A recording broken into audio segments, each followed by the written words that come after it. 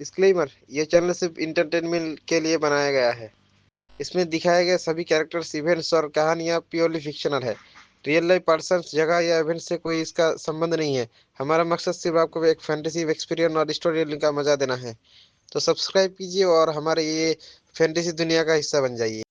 अगर आपको system based fantasy, action और मैजिकल एडवेंचर्स पसंद है तो ये चैनल स्पेशली आपके लिए ही बनी है।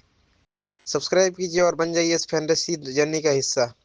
अब पूरी पर्वतीय घाटी में वांगहोन के शुरू से ही अनुयायी रहे वरिष्ठ फाउंडेशन बिल्डिंग साधकों के अलावा बहुत कम लोग ऐसे थे जो यांग तेजू के साथ मुकाबला करने का साहस रखते थे। वांग होंग ने इसके बारे में सुना था और दोनों लोगों के हाव भाव देखकर उसे अंदाजा हो गया था कि क्या हो रहा है। तुम दोनों उसके साथ एक दोस्ताना मैच खेल सकते हो। उसके बाद मैं तुम्हें स्पिरिट वाइन की एक बोतल दूंगा और अगर तुम उसे हराने में कामयाब हो जाते हो तो तुम दोनों को एक एक ग्रीन स्पिरिट पीच इनाम में मिलेगा। वांग होन को यह जानने की भी उत्सुकता थी कि यांग तेजू कितना शक्तिशाली हो गया है। यह देखकर कि वांग होंग ने बात कही थी और इसमें इनाम भी शामिल थे, भले ही उन्हें मार खानी पड़े, यह उन दोनों के लिए फायदेमंद था। उन दोनों ने अपनी उड़ने वाली तलवारें निकाली और यांग तेजू पर हमला करने की पहल की। उन्होंने पहले हमला करने का फैसला किया। यांग तेजू ने पश्चिमी शैली की उड़ने वाली तलवार को पास आते देख शांत भाव से अपने भेड़िए के दांत वाले गदा से उसे दूर धकेल दिया। उड़ती हुई तलवार वापस घूमी और पीछे से उस पर हमला करने के लिए आ गई। फ्लाइंग स्वॉर्ड पर और ध्यान दिए बिना यांग तेजू ने अपना वुल्फ फैंग गदा उठाया और दोनों विरोधियों की ओर दौड़ पड़ी। जब उड़ती हुई तलवार उसके पास पहुंचने ही वाली थी तो उसने आगे बढ़ते हुए अपने भेड़िए के दांत वाले गदा को पीछे की ओर घुमाया, जिससे उड़ती हुई तलवार एक बार फिर दूर जा गिरी। यांग तेजू के पास एक ऐसी तकनीक भी थी जिससे उसकी गति बढ़ जाती थी। जब तक फ्लाइंग स्वॉर्ड ने अपना तीसरा हमला किया तब तक वह दाओइस्ट झांग के काफी करीब पहुंच चुकी थी। सामान्य परिस्थितियों में यदि यांग तेजू करीब आ जाता तो दाओवादी झांग हार मान लेता, लेकिन आज ग्रीन स्पिरिट पीच के वादे से प्रेरित होकर उसने कुछ और हमलों का सामना करने और अपने साथी के लिए अवसर बनाने के लिए एक ढाल का आह्वान किया। जब यांग तेजू उसके पास पहुंची तो उसने एक जंगली बाघिन की तरह हमला किया और अपने भेड़िए के दांत वाले गदा से दाओवादी झांग की ढाल पर प्रहार किया। हर वार के साथ दाओवादी झांग और उनकी ढाल लगभग 1 दर्जन गज दूर जा गिरे। इस समय तक उनकी उड़ने वाली तलवारें पीछे से उस तक पहुंच चुकी थी, लेकिन यांग तेजू के चारों ओर एक प्रकाश कवच प्रकट हो गया जिसने हमलों को रोक दिया। कुछ ही समय बाद यांग तेजू ने दाओवादी झांग की ढाल को चकनाचूर कर दिया, जिससे वह टुकड़े टुकड़े होकर जमीन पर गिर गई।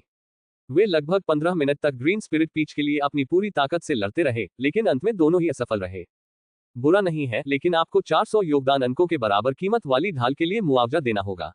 इसके अलावा इस भेड़िए के दांत वाले क्लब की कीमत 500 योगदान अंक है, इसलिए आपको कुल मिलाकर 900 योगदान अंक देने होंगे। वांग हॉन की अंतिम गणना सुनकर यांग तेजू को अपने क्षणिक आवेग पर पछतावा हुआ। उसे किसी और की चीजें तोड़ने के लिए फिर से योगदान अंक चुकाने पड़ेंगे। लगातार होने वाली झड़पों और दूसरों की संपत्ति को नुकसान पहुंचाने के कारण वह अक्सर अधिक योगदान अंक अर्जित करने के लिए लड़ाइयों की उम्मीद करती थी। ईस्ट मास्टर, मेरे पास अभी पर्याप्त योगदान अंक नहीं है, क्या मैं आपको कुछ उधार दे सकती हूँ? यांग तेजू का चेहरा बोलते समय थोड़ा लाल हो गया, उसे थोड़ी शर्मिंदगी महसूस हो रही थी। इस समय उसका व्यवहार लड़ाई के दौरान उसके उग्र रूप से बिल्कुल अलग था। वांग हॉन को अब जाकर एहसास हुआ कि वह भी एक महिला साधिका है। मैं तुम्हें अभी के लिए अपना भेड़िया दांत वाला गदा उधार दे रहा हूं, लेकिन तुम्हें ढाल के लिए जमा किए गए योगदान अंक तुरंत चुकाने होंगे, वांग होंग ने कहा। उसे भेड़िया दांत वाला गदा उधार देने में कोई आपत्ति नहीं थी, बशर्ते वह दूसरों को पहुंचाए गए नुकसान की जिम्मेदारी ले। ठीक है, धन्यवाद पूर्वी स्वामी, मैं आपको आपके बकाया योगदान अंक जल्द से जल्द चुका दूंगा, यांग तेजू ने जाने से पहले कहा। यांग तेजू के जाने के बाद लिंग जू तुरंत उसके पीछे नहीं गई, बल्कि उसने वांग होन को एक लकड़ी का बक्सा सौंप दिया।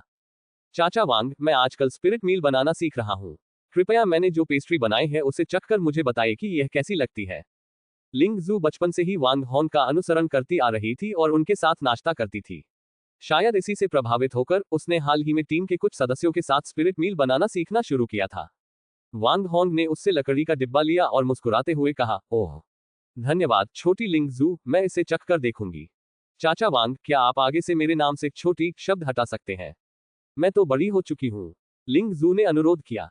जरूर जरूर, अब से तुम्हें बिग लिंग जू कहा जा सकता है, वांग हॉन्ग ने गंभीर चेहरे से चिढ़ाते हुए कहा। यह तो और भी बुरा है अंकल वांग, क्यों ना आप मुझे जूएर कहकर बुलाएं। लिंग जूए ने पलकें झपकाई, चारों ओर देखा और फुसफुसाते हुए बोली, ठीक है, तो मैं जूएर नाम रखूंगा। वांग हॉन्ग मान गया। उसने लिंग जूए द्वारा दिए गए लकड़ी के डिब्बे को खोला, जिसमें फूलों की पंखुड़ियों से सजी एक गुलाबी पेस्ट्री निकली, जो देखने में बेहद आकर्षक लग रही थी। पेस्ट्री को हाथ में लेकर उसने धीरे से एक टुकड़ा खाया और पाया कि यह ठीक ठाक तो थी, लेकिन उसकी अपनी बनाई हुई पेस्ट्री के स्तर से बहुत दूर थी। ये स्वादिष्ट है, ज़ुएर। आपके कौशल में सुधार हो रहा है। हालांकि बेहतरीन आध्यात्मिक भोजन बनाने के लिए आपको अच्छी सामग्री की भी आवश्यकता होगी। मेरे पास कुछ अच्छी सामग्री है, आप इसे ले जाकर इस्तेमाल कर सकती हैं। वांग होंग ने अपने स्टोरेज बैग से 10 से अधिक लकड़ी के बक्से निकाले, जिनमें से प्रत्येक में विभिन्न खाद्य सामग्री थी जो उसने एकत्र की थी। चुपचाप लिंग जू ने इन सभी लकड़ी के बक्सों को अपने स्टोरेज बैग में पैक कर दिया। धन्यवाद अंकल वांग, मैं अब चलता हूँ। लिंग जू की जाती हुई आकृति को देखकर वांग होंग को कुछ याद आया। उसने अपना सिर हिलाया, आह भरी, बुदबुदाया बच्चे, और फिर अपनी साधना में वापस लौट गया। इसके बाद वांग होंग ने पिछली बार प्राप्त की गई बड़ी मात्रा में आध्यात्मिक वस्तुओं का उपयोग अपने अधीनस्थों के प्रशिक्षण के लिए किया। लूटी गई वस्तुओं में दर्जनों फाउंडेशन एस्टेब्लिशमेंट पिल्स शामिल थीं, जिन्हें उसने योगदान पॉइंट एक्सचेंज सूची में डाल दिया। जल्द ही उन सभी पर उसके अधीनस्थों ने दावा कर लिया, जिन्होंने पहले ही अपने योगदान अंक बचा लिए थे और वांग होंग द्वारा फाउंडेशन एस्टेब्लिशमेंट पिल्स जारी करने का बेसब्री से इंतजार कर रहे थे। वह जल्द ही फाउंडेशन बिल्डिंग चरण के अधीनस्थों का एक और बैच भर्ती कर सकेगा। फाउंडेशन बिल्डिंग के पूर्व साधकों ने इस दौरान गहन अभ्यास किया था और कच्चे माल का भरपूर उपयोग किया था। अब उनमें से 3 ने रसायन शास्त्र के दूसरे स्तर तक सफलतापूर्वक उन्नति कर ली थी, जबकि ताबीज बनाने और औजार परिष्कृत करने जैसे विभिन्न व्यवसायों में लगे अन्य साधक भी आधिकारिक तौर पर दूसरे स्तर की ओर प्रगति कर रहे थे। जैसे जैसे इन अधीनस्थों का विकास हुआ, उन्होंने गोदाम में मौजूद माल को तेजी से खत्म कर दिया और उसे लोकप्रिय तैयार उत्पादों में बदल दिया।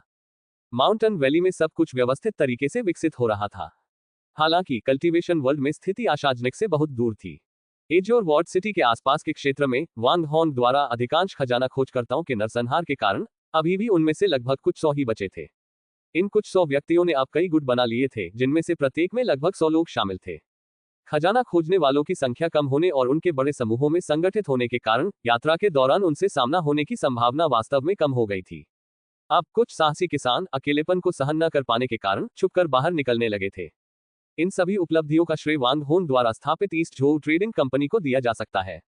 एजोर वार्ड सिटी में स्थित टेंस्टो एलायंस को ईस्ट झोउ ट्रेडिंग कंपनी की गतिविधियों के बारे में पता चल गया था और उन्होंने इस बात का गुप्त रूप से जश्न मनाया कि उन्होंने अतीत में कंपनी को नाराज नहीं किया था।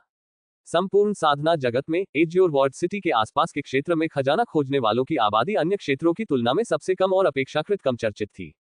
सीमावर्ती पर्वत श्रृंखला से लौटते हुए उड़ने वाली नाव सबसे पहले उस स्वर्ण कोर साधक संप्रदाय की ओर बढ़ी जिसमें वे सवार थे। हालांकि संप्रदाय पहुंचने पर उन्हें पता चला कि वह अब अस्तित्व में नहीं है।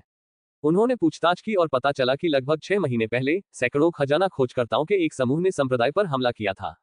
उन्होंने 3 दिनों तक उस संप्रदाय को घेरे रखा और अंततः उसे पूरी तरह से नष्ट कर दिया। वांग होंग के एकांतवास से बाहर आने के बाद उन्होंने लिटिल पेन की पदोन्नति का जश्न मनाते हुए एक साथ स्वादिष्ट भोजन किया। पूर्व के स्वामी जी जूलुन का एक संदेश है। लुओ झोंगजी ने प्रवेश किया। अरे क्या बात है, आप देख रहे हैं कल्टिवेशन मॉडल।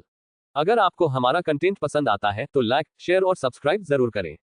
सुविधा के लिए जूलुन ने लंबी दूरी के संचार के लिए उपयुक्त 2 आध्यात्मिक हथियार प्राप्त कर लिए थे। एक को एजोर वार्ड सिटी में और दूसरे को माउंटेन वैली बेस में रखा गया था। ये लंबी दूरी के संचार वाले आध्यात्मिक हथियार बेहद दुर्लभ और मूल्यवान थे और जूलुन ने इन्हें प्राप्त करने के लिए काफी बड़ी रकम खर्च की थी।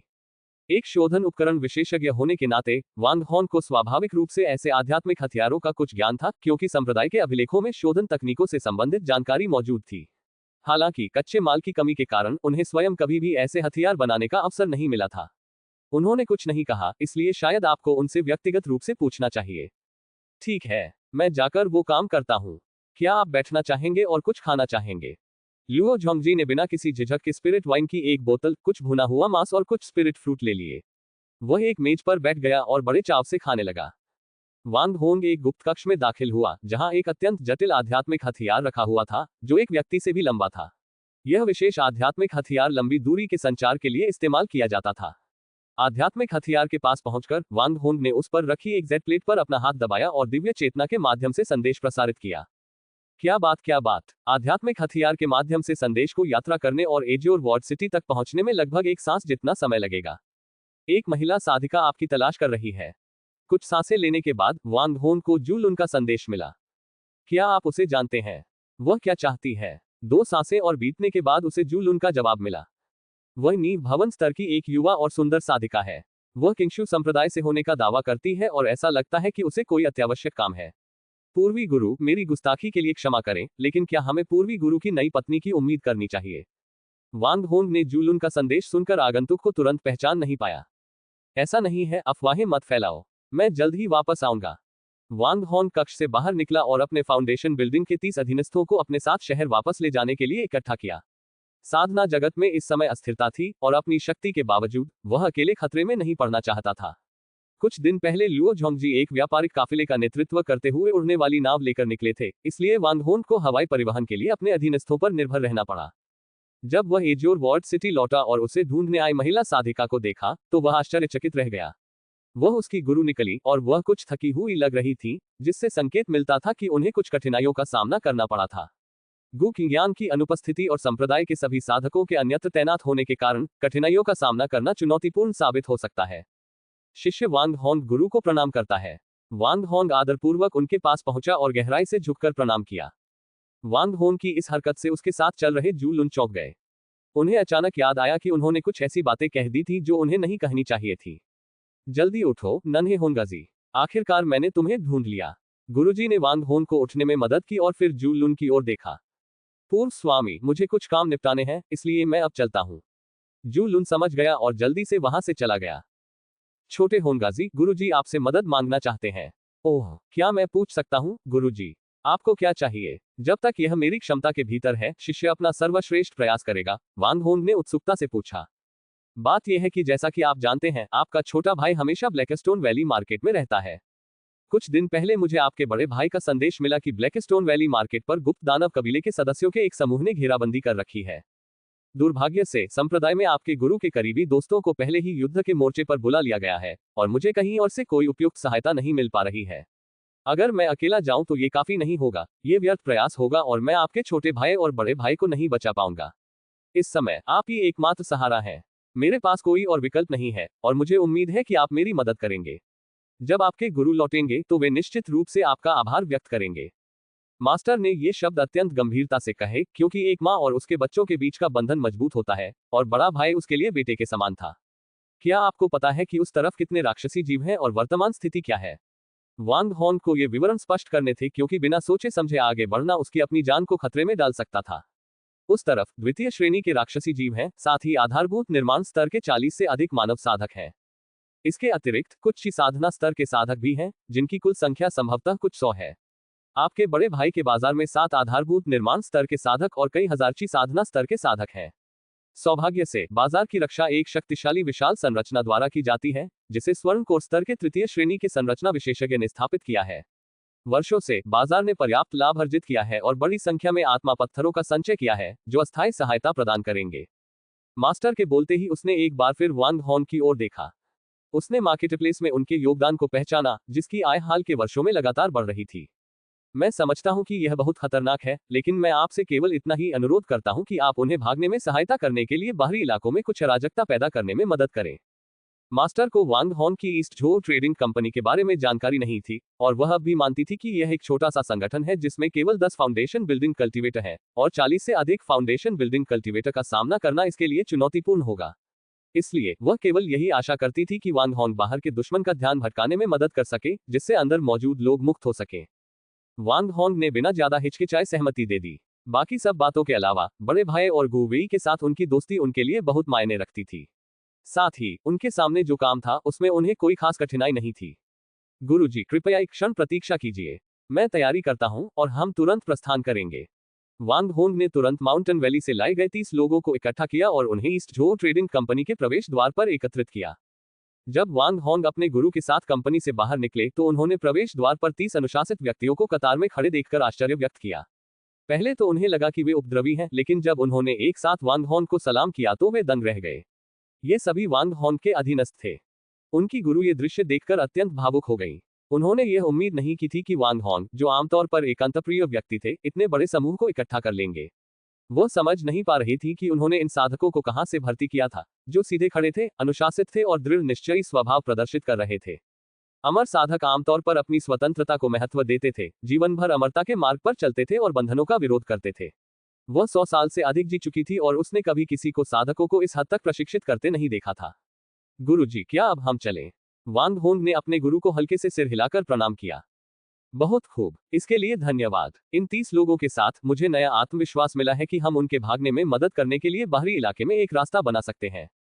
30 से अधिक व्यक्तियों का एक समूह आध्यात्मिक हथियारों पर सवार होकर तेजी से आकाश को चीरता हुआ आगे बढ़ रहा था और अपने पीछे प्रकाश की लकीरें छोड़ रहा था। वे ब्लैकस्टोन वैली मार्केट जा रहे थे। ये यात्रा उन्हें कई दिनों तक बिना आराम किए पूरी करनी पड़ी थी।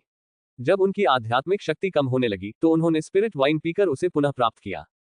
विश्राम के दौरान स्वामी की पत्नी ने देखा कि वांग होन के 30 अधीनस्थों के पास उच्च गुणवत्ता वाली द्वितीय श्रेणी की स्पिरिट वाइन थी, जिससे उनकी आध्यात्मिक शक्ति तेजी से बहाल हो रही थी।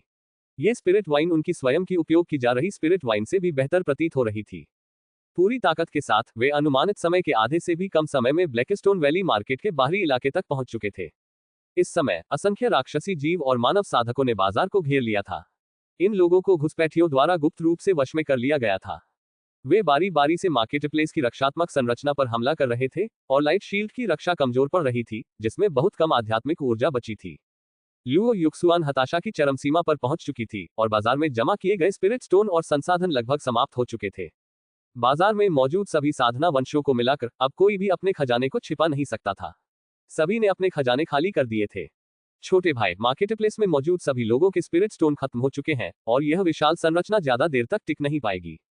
जब ये घेरा टूटेगा तब हमें आगे बढ़ने का मौका मिलेगा। मेरे करीब रहना। मेरे पास 2 द्वितीय श्रेणी के रक्षा ताबीज हैं, इन्हें अपनी सुरक्षा के लिए ले ले। इस समय का सदुपयोग ध्यान लगाने और अपनी आध्यात्मिक शक्ति को पुनः प्राप्त करने के लिए करें। ल्यूओ युक्सुआन ने 2 द्वितीय श्रेणी के ताबीज निकाले और उन्हें गु वेई को भेंट किया। इतने दिनों तक संघर्ष करने के बाद उसके पास लगभग सारा सामान खत्म हो चुका था, यहां तक कि उसने अपने गुरु द्वारा दिए गए जीवन रक्षक ताबीजों का भी इस्तेमाल कर लिया था।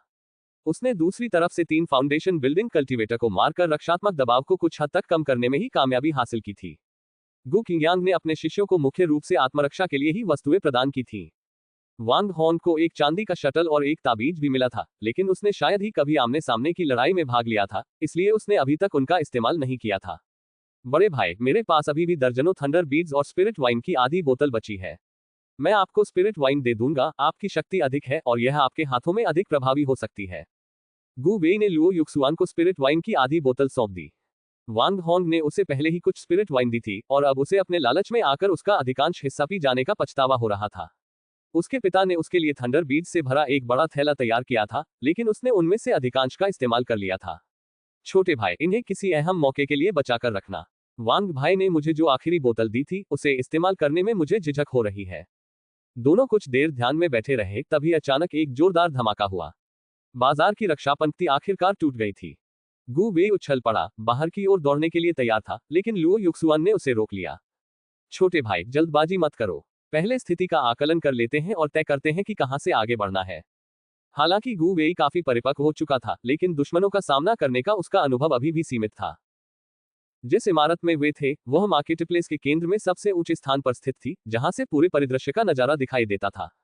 अब आगे बढ़कर नेतृत्व करने का समय नहीं था। जो लोग जल्दबाजी करते थे उनका अक्सर भयावह अंत होता था, और वे अंतिम स्थान पर रहने का जोखिम भी नहीं उठा सकते थे, क्योंकि जो लोग पीछे रह जाते थे उनका हाल शायद ही कभी अच्छा होता था। लोग पहले ही बाहर निकलने की कोशिश करने लगे थे, लेकिन जैसे ही वे बाहर निकले उन्हें घेर लिया गया, जिनमें 2 फाउंडेशन बिल्डिंग कल्टीवेटर भी शामिल थे, और वे तुरंत मारे गए। इस स्थिति में सभी के पास पीछे हटने के अलावा कोई चारा नहीं था। किसी ने भी जल्दबाजी में बाहर निकलने की हिम्मत नहीं की। परिणामस्वरूप ल्यू युक्सुआन और गु वेई बाहर निकलने में असमर्थ पाए गए और उन्हें कोई समाधान नहीं सूझ रहा था, इसलिए वे अस्थायी रूप से इमारत के अंदर ही छिप गए। ल्यू युक्सुआन ने बाजार में अपने समय के दौरान केवल कुछ ही साधना स्तर के अधीनस्थों की भर्ती की थी। बाजार में मौजूद अन्य सभी नींव निर्माण साधक अन्य कुलों के नेता थे और वह उनकी भर्ती नहीं कर सका।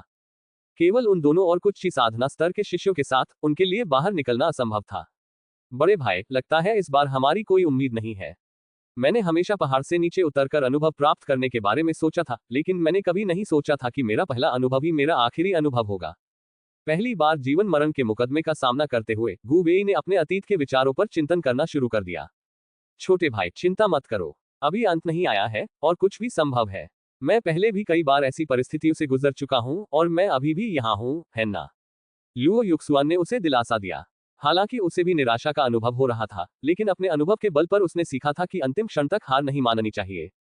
इसके अलावा बाजार में अभी भी 5 फाउंडेशन बिल्डिंग स्तर के साधक और सैकड़ों ची साधना स्तर के साधक मौजूद थे। एक बार युद्ध शुरू हो जाए तो अराजकता के बीच भी भाग निकलने का मौका था। मुझे मौत से डर नहीं लगता। मुझे बस इस बात का डर है कि मेरे जाने के बाद मेरे माता पिता का दिल टूट जाएगा। गई। पिंक। चूंकि उनकी इमारत बाजार के केंद्र में स्थित थी, इसलिए सभी लोग उसके आसपास ही आ गए थे और कहीं और जाने की जगह नहीं थी। सीमावर्ती इलाकों में वे पहले से ही दानव कबीले के साथ युद्ध में लगे हुए थे। इस समय हर कोई अपनी जान बचाने के लिए लड़ रहा था और यद्यपि वे नुकसान में थे, फिर भी अभी तक ज्यादा लोग मारे नहीं गए थे। ठीक उसी समय जब लू युक्सुआन ऊपर से युद्ध का अवलोकन कर रहा था, उसने अचानक दूर से एक चमकती हुई चीज को तेजी से आकाश में उनकी ओर आते हुए देखा। कुछ क्षणों बाद वे आने वाले व्यक्ति की आकृति को स्पष्ट रूप से पहचान सके। एक विशाल पक्षी सबसे आगे उड़ रहा था, जिसकी पीठ पर एक दाववादी गुरु बैठे थे, जिससे वे स्पष्ट रूप से दिखाई दे रहे थे। लुओ युक्सुआन और गु वेई इस बड़े पक्षी से बहुत अच्छी तरह परिचित थे और भले ही इस समय ये स्पष्ट न हो, फिर भी वे इसे पहचान सकते थे। हाँ, बड़े भाई, हम बच गए। हाँ, हमें बचाने के लिए छोटा भाई वांग ही आ रहा है। मुझे उम्मीद नहीं थी कि वह इतने सारे सहायकों को साथ लाएगा। वांग होंग किंगशु संप्रदाय के बैंगनी वस्त्र पहने हुए लिटिल पेन की पीठ पर खड़ा था। उसके वस्त्र हवा में लहरा रहे थे। वह अपने हाथ पीठ के पीछे रखे हुए शांत और संयमित भाव से खड़ा था। वांग होंग के बगल में एक महिला साधिका उड़ रही थी। उसकी आंखें सामने की ओर तेजी से घूम रही थी और उसके चेहरे पर अत्यावश्यकता का भाव था। उनके पीछे 30 फाउंडेशन बिल्डिंग कल्टीवेटर व्यवस्थित रूप से कतार में खड़े थे और उनका अनुसरण कर रहे थे। लोगों का ये समूह राक्षसी जानवरों द्वारा बनाए गए घेरे के बाहर पहुंचा। सबसे आगे चल रहे व्यक्ति और पक्षी ने भीड़ पर सीधा हमला कर दिया और विशाल पक्षी के पंख भीड़ में से गुजरते हुए लोगों और राक्षसों को हवा में उछालते चले गए। उसके पंखों की चपेट में आने वालों की नसें टूट गईं, हड्डियां चकनाचूर हो गईं और अन्न फट गए। यहां तक कि दिव्य औषधियों और इलाज से भी उन्हें बचाना संभव नहीं था। इस बार वांग होंग लिटिल पेन की पीठ पर खड़ा था और उसके हाथ में एक सुनहरी उड़ने वाली तलवार थी, जो सुनहरी रोशनी में बदल जाती थी और उसके चारों ओर घूमती रहती थी।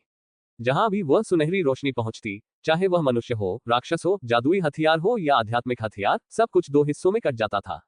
उसके ठीक पीछे चल रहे 30 लोगों में से 10 लोग समूह की रक्षा के लिए आध्यात्मिक हथियारों का इस्तेमाल कर रहे थे, जबकि शेष 20 लोग उड़ने वाली तलवारें चला रहे थे।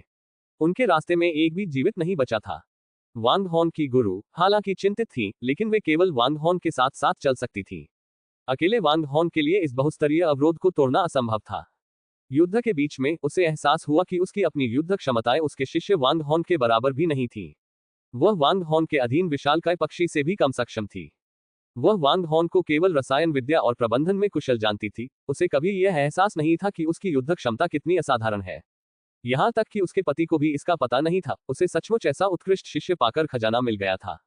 जैसे जैसे युद्ध जारी रहा, दानव कबीले के सदस्यों के एक समूह ने अतिरिक्त सैनिकों को आते देखा और तुरंत सभी को, जिनमें दानव भी शामिल थे, 30 से अधिक नए आने वालों को घेरने का आदेश दिया। दुश्मन के जबरदस्त हमले का सामना करते हुए ये 30 से अधिक व्यक्ति उमड़ती लहरों के बीच चट्टानों की तरह खड़े रहे, दृढ़ता से अपनी जगह पर डटे रहे, जबकि दुश्मन की लहरें उन पर टूट पड़ रही थी। वे दुश्मनों के उमड़ते घुमड़ते समुद्र के बीच से तेजी से आगे बढ़े, अपने पीछे क्षत विक्षत शरीरों का ढेर छोड़ते हुए। जमीन खून से लथपथ थी और बिखरे हुए शवों के बीच खून का निरंतर प्रवाह हो रहा था। पीछे की ओर 1 दर्जन से अधिक राक्षसी जानवर लगातार अपने अधीनस्थों को हमले में शामिल होने के लिए उकसा रहे थे। इन सभी लोगों और राक्षसी जीवों ने रक्त अनुबंध पर हस्ताक्षर किए थे, जिसके कारण वे प्रतिरोध करने में असमर्थ थे। यद्यपि वे जानते थे कि आगे बढ़ना मृत्युदंड होगा, फिर भी वे दांत पीसकर आगे बढ़ने के अलावा कुछ नहीं कर सकते थे, क्योंकि पीछे रहना और भी बुरा होता। चाहे वे ची संवर्धन के चरण में हो या नींव निर्माण के चरण में, 30 से अधिक व्यक्तियों के इस समूह के पास पहुंचने पर कोई भी एक पल से अधिक समय तक टिक नहीं सकता था। उन्होंने दुश्मन की सेना के बीच से खून खराबे का रास्ता बनाते हुए केंद्रीय बाजार तक पहुंच गए। वांग होंग और उसके समूह को आते देख लुओ युक्सुआन और गु वेई पहले ही इमारत से बाहर निकल आए थे और दूसरों को दानव कबीले की ओर बढ़ने के लिए प्रेरित कर रहे थे। दुश्मन पक्ष के राक्षसी जानवरों को एहसास हुआ कि वे इतनी शक्तिशाली अतिरिक्त सेना का मुकाबला नहीं कर सकते और उन्होंने पीछे हटने का फैसला किया। हम ये जब चाहें आते हैं और जब चाहें चले जाते हैं। यहाँ आसानी से जीतना नामुमकिन है, वांग होंग ने कहा और लुओ झोंगजी को आदेश दिया कि वह अपने आदमियों के साथ पीछे हटते राक्षसों का पीछा करे। वह और उसकी वरिष्ठ मार्शल सिस्टर लू युक्सुआन और गु वेई की ओर मुड़े, जो उनकी ओर दौड़ रहे थे। बड़ी बहन, आप भी क्यों आई? वांग होंग ने पूछा। मैं कैसे नहीं आ सकती थी? मैं देखना चाहती थी कि तुम्हें चोट लगी है या नहीं, उसकी मां ने जवाब दिया। एक मां की अपने बच्चे के लिए चिंता असीम थी। जब मां और बेटे का पुनर्मिलन हुआ, तो वे स्वाभाविक रूप से बेहद खुश थे, लेकिन रेस्प्लेंडेंट विसेज एलिक्सिर के सेवन के कारण उसकी मां अब उसकी बड़ी बहन की तरह दिखने लगी थी। छोटे भाई वांग, इस बार मैं आपका जीवन दान देता हूं। अगर आपने समय पर मेरी मदद न की होती, तो मैं यहां गिर गया होता। लू युक्सुआन ने झुककर वांग होंग के प्रति आभार व्यक्त किया। हम सब एक ही परिवार के सदस्य हैं, सीनियर ब्रदर लुओ। ऐसी औपचारिकता की कोई आवश्यकता नहीं है, वांग होंग ने उत्तर दिया।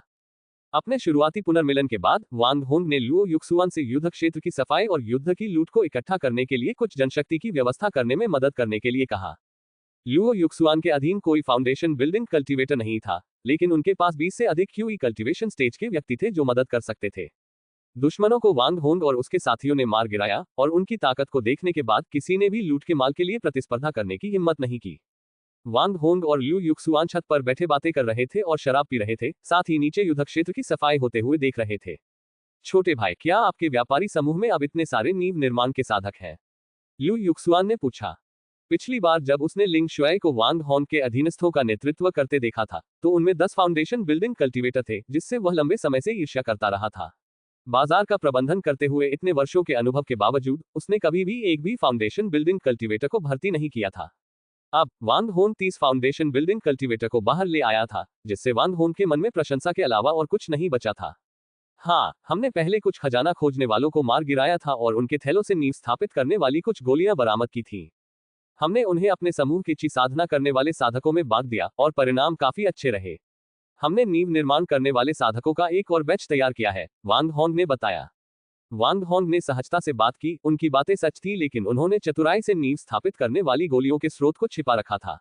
कई बार झूठ बोलने की जरूरत नहीं होती, तथ्यों से गुमराह करना अक्सर ज्यादा असरदार होता है। कुछ देर बाद एक साधना करने वाले साधक ने सूचना दी, वरिष्ठ लुओ और वरिष्ठ वांग को सूचित करें कि युद्ध में प्राप्त सभी वस्तुएं एकत्र कर ली गई हैं और आपके निरीक्षण के लिए तैयार हैं। वांग होंग ने गौर से देखा तो पाया कि उन्होंने सैकड़ों भंडारण थैले जमा कर रखे थे, जिनमें से अधिकतर का उपयोग साधना स्तर के साधक करते थे। इसके अतिरिक्त राक्षसी जीवों से प्राप्त विभिन्न सामग्रियां भी थीं, जिनमें खाल, सींग, दांत, हड्डियां, नसें और रक्त शामिल थे। ऐसा प्रतीत होता था कि दानव कुल के ये सदस्य खजाना खोजने वालों जितने धनी नहीं थे। उनके शरीर के मूल्य को भी ध्यान में रखते हुए यही उनके पास एकमात्र संपत्ति थी। दानव कुल के ये सदस्य मूल रूप से बाहरी थे, जिनका अहंकार खजाना खोजने वालों के अहंकार से कहीं अधिक था। उनका प्रारंभिक लक्ष्य अराजकता फैलाना था, और उन्होंने उस असाधारण परिणाम की कल्पना भी नहीं की थी जिसके कारण साधना जगत के सभी खजाना खोजने वाले बाहर आ गए। इससे साधना जगत में उनकी अपेक्षाओं से कहीं अधिक व्यापक अराजकता फैल गई।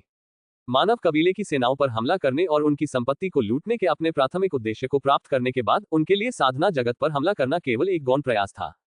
वांग होंग ने संक्षेप में लूटे गए माल का निरीक्षण किया और फिर 20 से अधिक भंडारण थैले उठाकर रिपोर्ट करने वाले किसान को सौंप दिए। धन्यवाद, आप सभी ने बहुत मेहनत की है। ये सामान लीजिए और आपस में बांट लीजिए। धन्यवाद वरिष्ठ, उस साधक ने कृतज्ञतापूर्वक उत्तर दिया। उसे युद्ध क्षेत्र की सफाई में मदद करने मात्र से इतनी संपत्ति प्राप्त होने की उम्मीद नहीं थी। बाजार की रक्षा के दौरान सभी ने विशाल संरचना के संचालन में सहयोग देने के लिए अपने आध्यात्मिक पत्थरों को पहले ही सौंप दिया था। उन्होंने अपने पास मौजूद अन्य सभी आध्यात्मिक वस्तुओं का उपयोग कर लिया था, जिससे वे बेहद मुश्किल स्थिति में आ गए थे। इस अप्रत्याशित लाभ को पाकर उन्हें बहुत खुशी हुई और वांग होंग के प्रति उनका स्नेह काफी बढ़ गया। छोटे भाई, क्या तुम मेरे सामने ही मेरे अधीनस्थों को खरीदने की कोशिश कर रहे हो? लुओ युक्सुआन ने वांग होंग को चिढ़ाते हुए कहा, जब उसने उत्साहित साधक को लूट का माल बांटने के लिए भंडारण थैले ले जाते हुए देखा। मैं ऐसा करने की हिम्मत कैसे कर सकता हूँ? मैं तो मुश्किल से अपने ही अधीनस्थों का भरण पोषण कर पाता हूँ।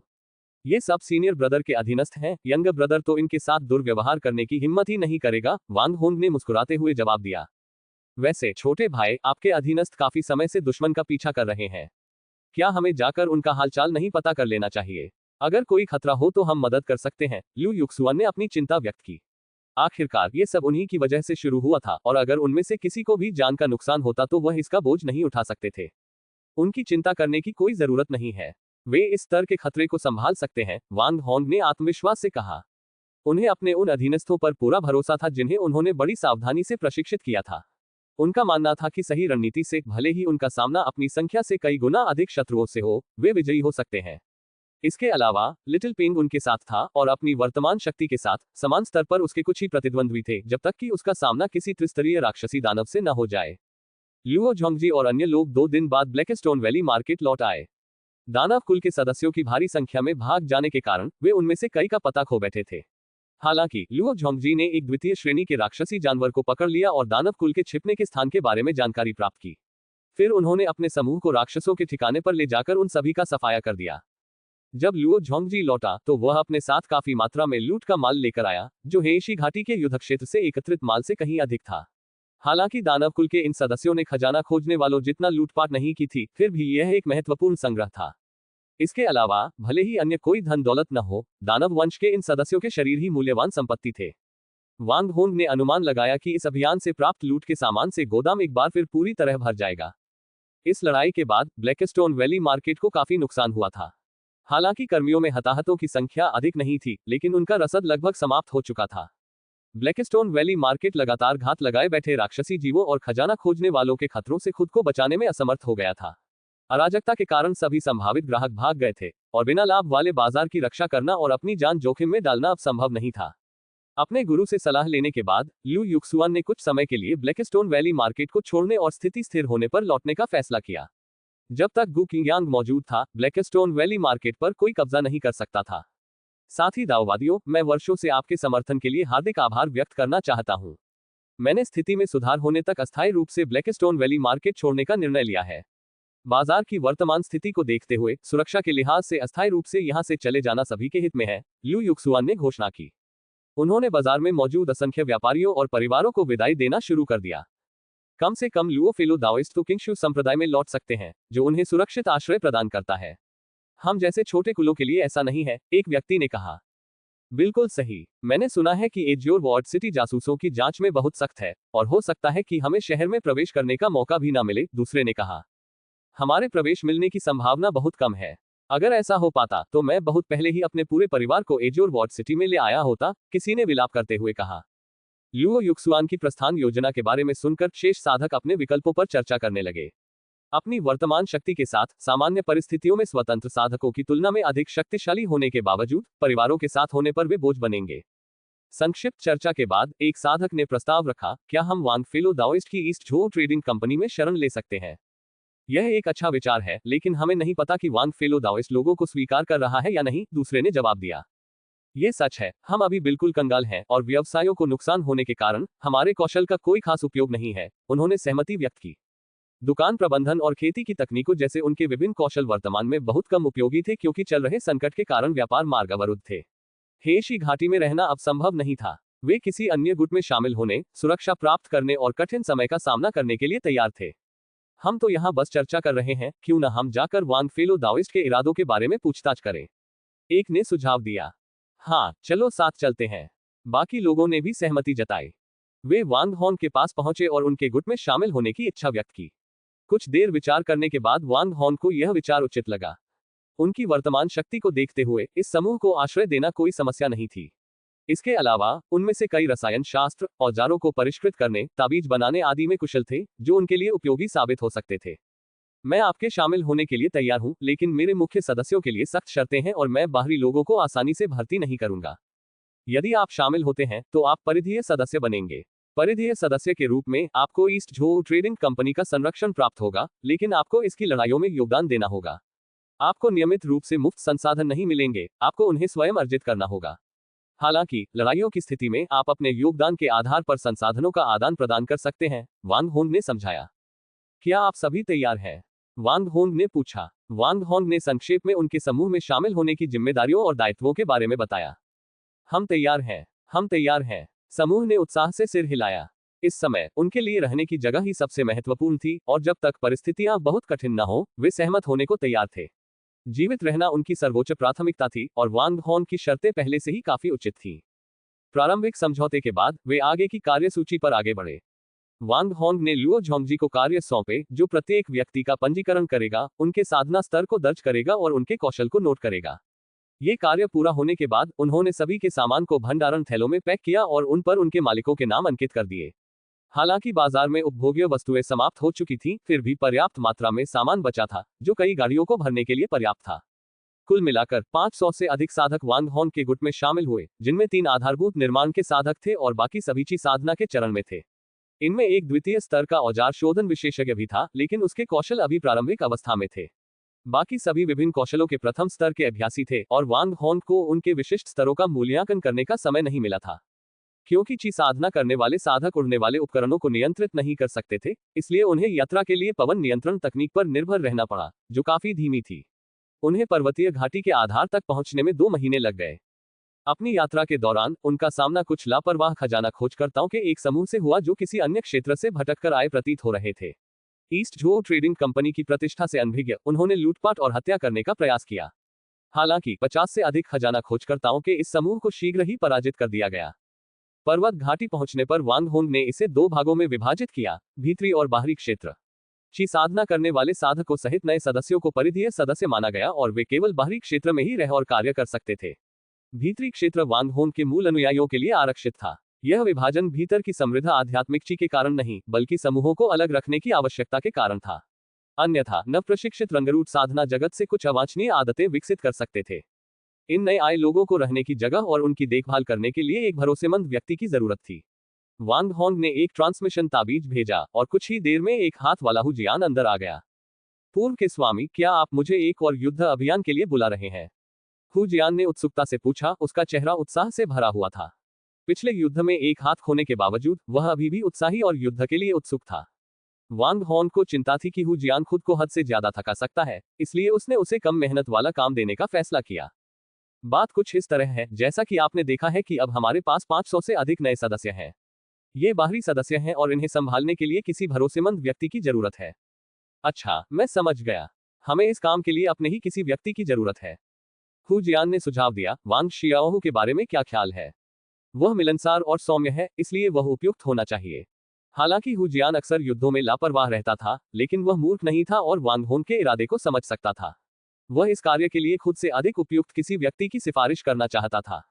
वांग होंग ने बिना कुछ कहे मुस्कुराते हुए अपना सिर हल्का सा हिलाया। जुआंग मो के बारे में क्या ख्याल है? वह सतर्क और बारीकियों पर ध्यान देने वाला है, इसलिए उसे अच्छा प्रदर्शन करना चाहिए। वांग होंग ने अभी अपना सिर हिलाया। तो फिर कियान फी के बारे में क्या ख्याल है? हु जियान ने एक के बाद एक 6 लोगों का परिचय कराया, लेकिन वांग होंग लगातार सिर हिलाता रहा। अंत में हु जियान ने हार मानकर आह भरी, ठीक है, मैं हार मानता हूं। पूरब के स्वामी, आप मुझ जैसे कठोर व्यक्ति को ही क्यों चुन रहे हैं? क्या आपको डर नहीं है कि जब मैं जिम्मेदारी संभालूंगा तो सब कुछ गड़बड़ कर दूंगा? इन पेचीदा प्रशासनिक कार्यों को संभालने की तुलना में वह बिना सोचे समझे युद्ध में उतरना पसंद करता था। उसके अपने शब्दों में, उसे दिमाग की जरूरत नहीं थी, दिमाग का इस्तेमाल करना वांग होंग की जिम्मेदारी थी।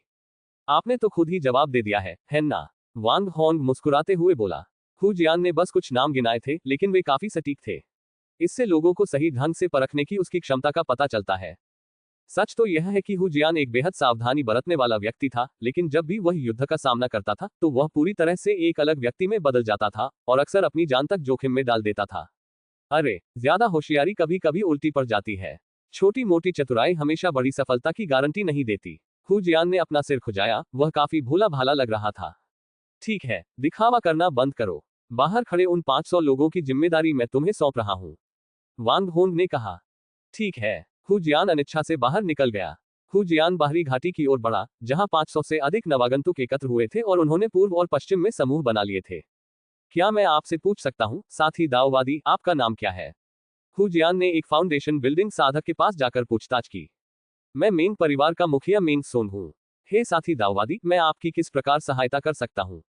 मेंग सोंग ने देखा कि हु जियान भीतरी घाटी से बाहर आ गया है और वह समझ गया कि वह वांग होंग के प्रमुख सदस्यों में से एक है। अब किसी और के क्षेत्र में अतिथि के रूप में भले ही हु जियान ईमानदार प्रतीत होता था, मेंग सोंग ने अनादर करने की हिम्मत नहीं की।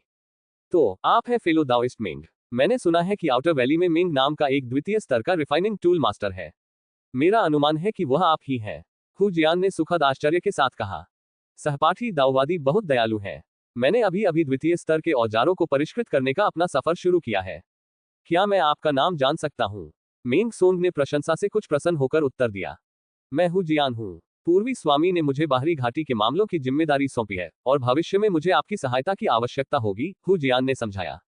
निश्चित रूप से, साथी दाओवादी। कृपया बेझिझक कुछ भी पूछें, मेंग सोंग ने विनम्रतापूर्वक सिर हिलाया और प्रणाम किया। तो फिर धन्यवाद। मेरे पास एक महत्वपूर्ण मामला है और मैं अपने साथी दाओवादी से सहायता चाहता हूँ। मैं चाहता हूं कि आप विभिन्न दुकानों के दुकानदारों और विभिन्न परिवारों के कुल प्रमुखों को इकट्ठा करें ताकि हम मिलकर इस मामले पर चर्चा कर सकें।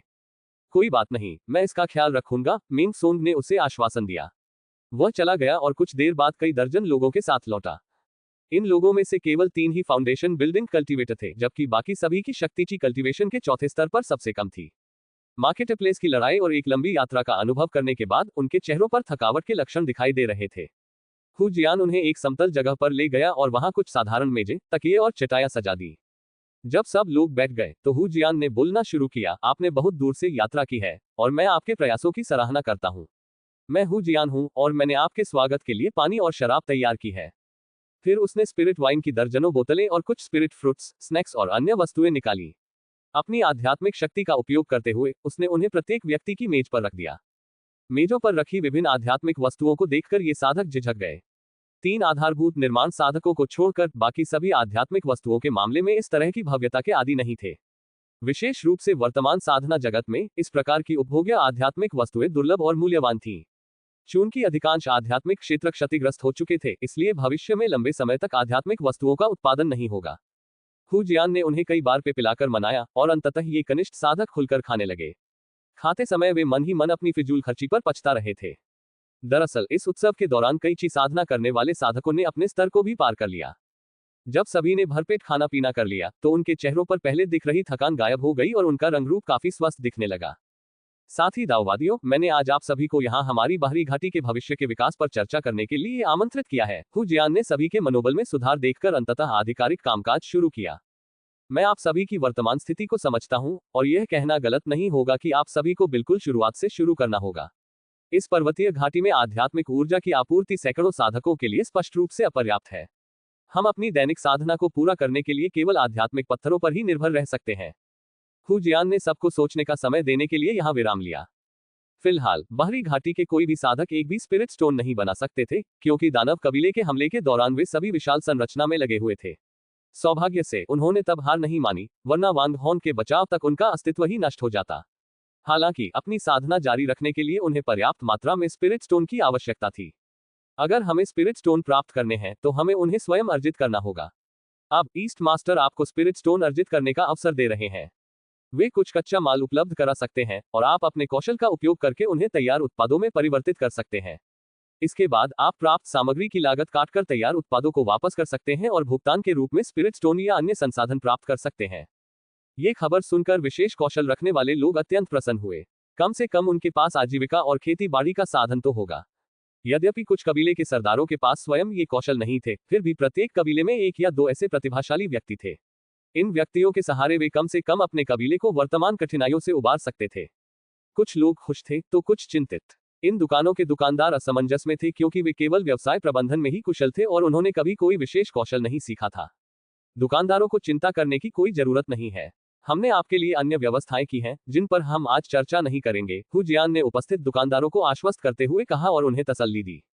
क्या आप में से किसी को इस योजना के संबंध में कोई आपत्ति या सुझाव है? हु जियान ने भीड़ से पूछा। सभी ने इस व्यवस्था के प्रति अपनी सहमति व्यक्त की और किसी ने भी इसका विरोध नहीं किया। बहुत बढ़िया, चूंकि सभी सहमत हैं, तो चलिए इस मामले को अभी के लिए स्थगित कर देते हैं। हमारी वर्तमान प्राथमिकता आवास की मरम्मत करना है। मेरे पास कुछ ब्लूप्रिंट है। मैं चाहता हूं कि आप लोग कामगारों को संगठित करें और हम मिलकर इसका निर्माण करेंगे। इसके बाद हु जियान ने नीचे खड़े लोगों को दर्जनों नकल किए गए ब्लूप्रिंट बांट दिए। इन निर्माण ब्लूप्रिंट में न केवल बाहरी घाटी के आवासीय क्षेत्रों की योजना थी, बल्कि घाटी के प्रवेश द्वार के बाहर एक समतल क्षेत्र में एक बाजार के निर्माण की योजना भी शामिल थी। बाहरी घाटी में आवासीय क्षेत्र बनाया जाना था, जबकि घाटी के प्रवेश द्वार के पार 2 सड़कों का निर्माण करने की योजना थी। इन सड़कों के दोनों ओर दुकानें होंगी, क्योंकि हु जियान वहां एक बाजार स्थापित करना चाहता था। आखिरकार उनके द्वारा निर्मित उत्पादों को बाजार की आवश्यकता थी। ग्राहकों की बात करें तो उनका लक्ष्य खजाना खोजने वालों के विशाल समूह को आकर्षित करना था। इन खजाना खोजने वालों ने काफी धन संपत्ति जमा कर ली थी, जिसमें विभिन्न प्रकार के कच्चे माल भी शामिल थे, जो फिलहाल उनके लिए बोझ थे। इन खजाना खोजने वालों में से बहुत कम लोगों के पास इन सामग्रियों को परिष्कृत करने का कौशल था, और जिनके पास ये कौशल था वे कभी भी चोरी या लूटपाट का सहारा नहीं लेते थे। ईस्ट जो ट्रेडिंग कंपनी के पास अब इन खजाना खोजने वालों के साथ व्यापार करने और उनसे ये सामग्री हासिल करने की ताकत और क्षमता थी। इसके बाद दर्जनों लोगों ने आपस में चर्चा की और निर्माण कार्य के लिए प्रत्येक व्यक्ति को जिम्मेदारी सौंप दी। हु जियान ने निर्माण कार्य में भाग लेने वालों को मुआवजे के तौर पर कुछ मात्रा में स्पिरिट स्टोन या गोलियां भी दी। इन बाहरी सदस्यों के लिए यह एक जीवन रेखा थी। परिणाम स्वरूप सभी ने निर्माण कार्य में लगन से काम किया। महज 5 दिनों में सभी निर्माण कार्य पूरे हो गए। आप देख रहे हैं कल्टिवेशन मॉडल। अगर आपको हमारा कंटेंट पसंद आता है तो लाइक, शेयर और सब्सक्राइब जरूर करें। जब सभी घर बन गए तो हु जियान ने भीतरी घाटी के भंडार से बड़ी मात्रा में कच्चा माल निकाला और उसे बाहरी घाटी के किसानों को सौंप दिया। इस अराजक दुनिया में कुछ करने के लिए ढूंढना और खुद का भरण पोषण करने का अवसर मिलना अत्यंत दुर्लभ और अनमोल था। इन सामग्रियों को शीघ्र ही परिष्कृत करके गोलियां, ताबीज, जादुई हथियार और अन्य कई संसाधन तैयार किए गए। हु जियान ने इन संसाधनों को एकत्र किया, उन्हें भंडार में जमा किया और फिर व्यापारिक कारवां के माध्यम से उन्हें व्यापार के लिए विभिन्न प्रभावशाली शक्तियों के पास ले गया, जहां से उसने बड़ी मात्रा में सामान और स्पिरिट स्टोन का आदान प्रदान किया।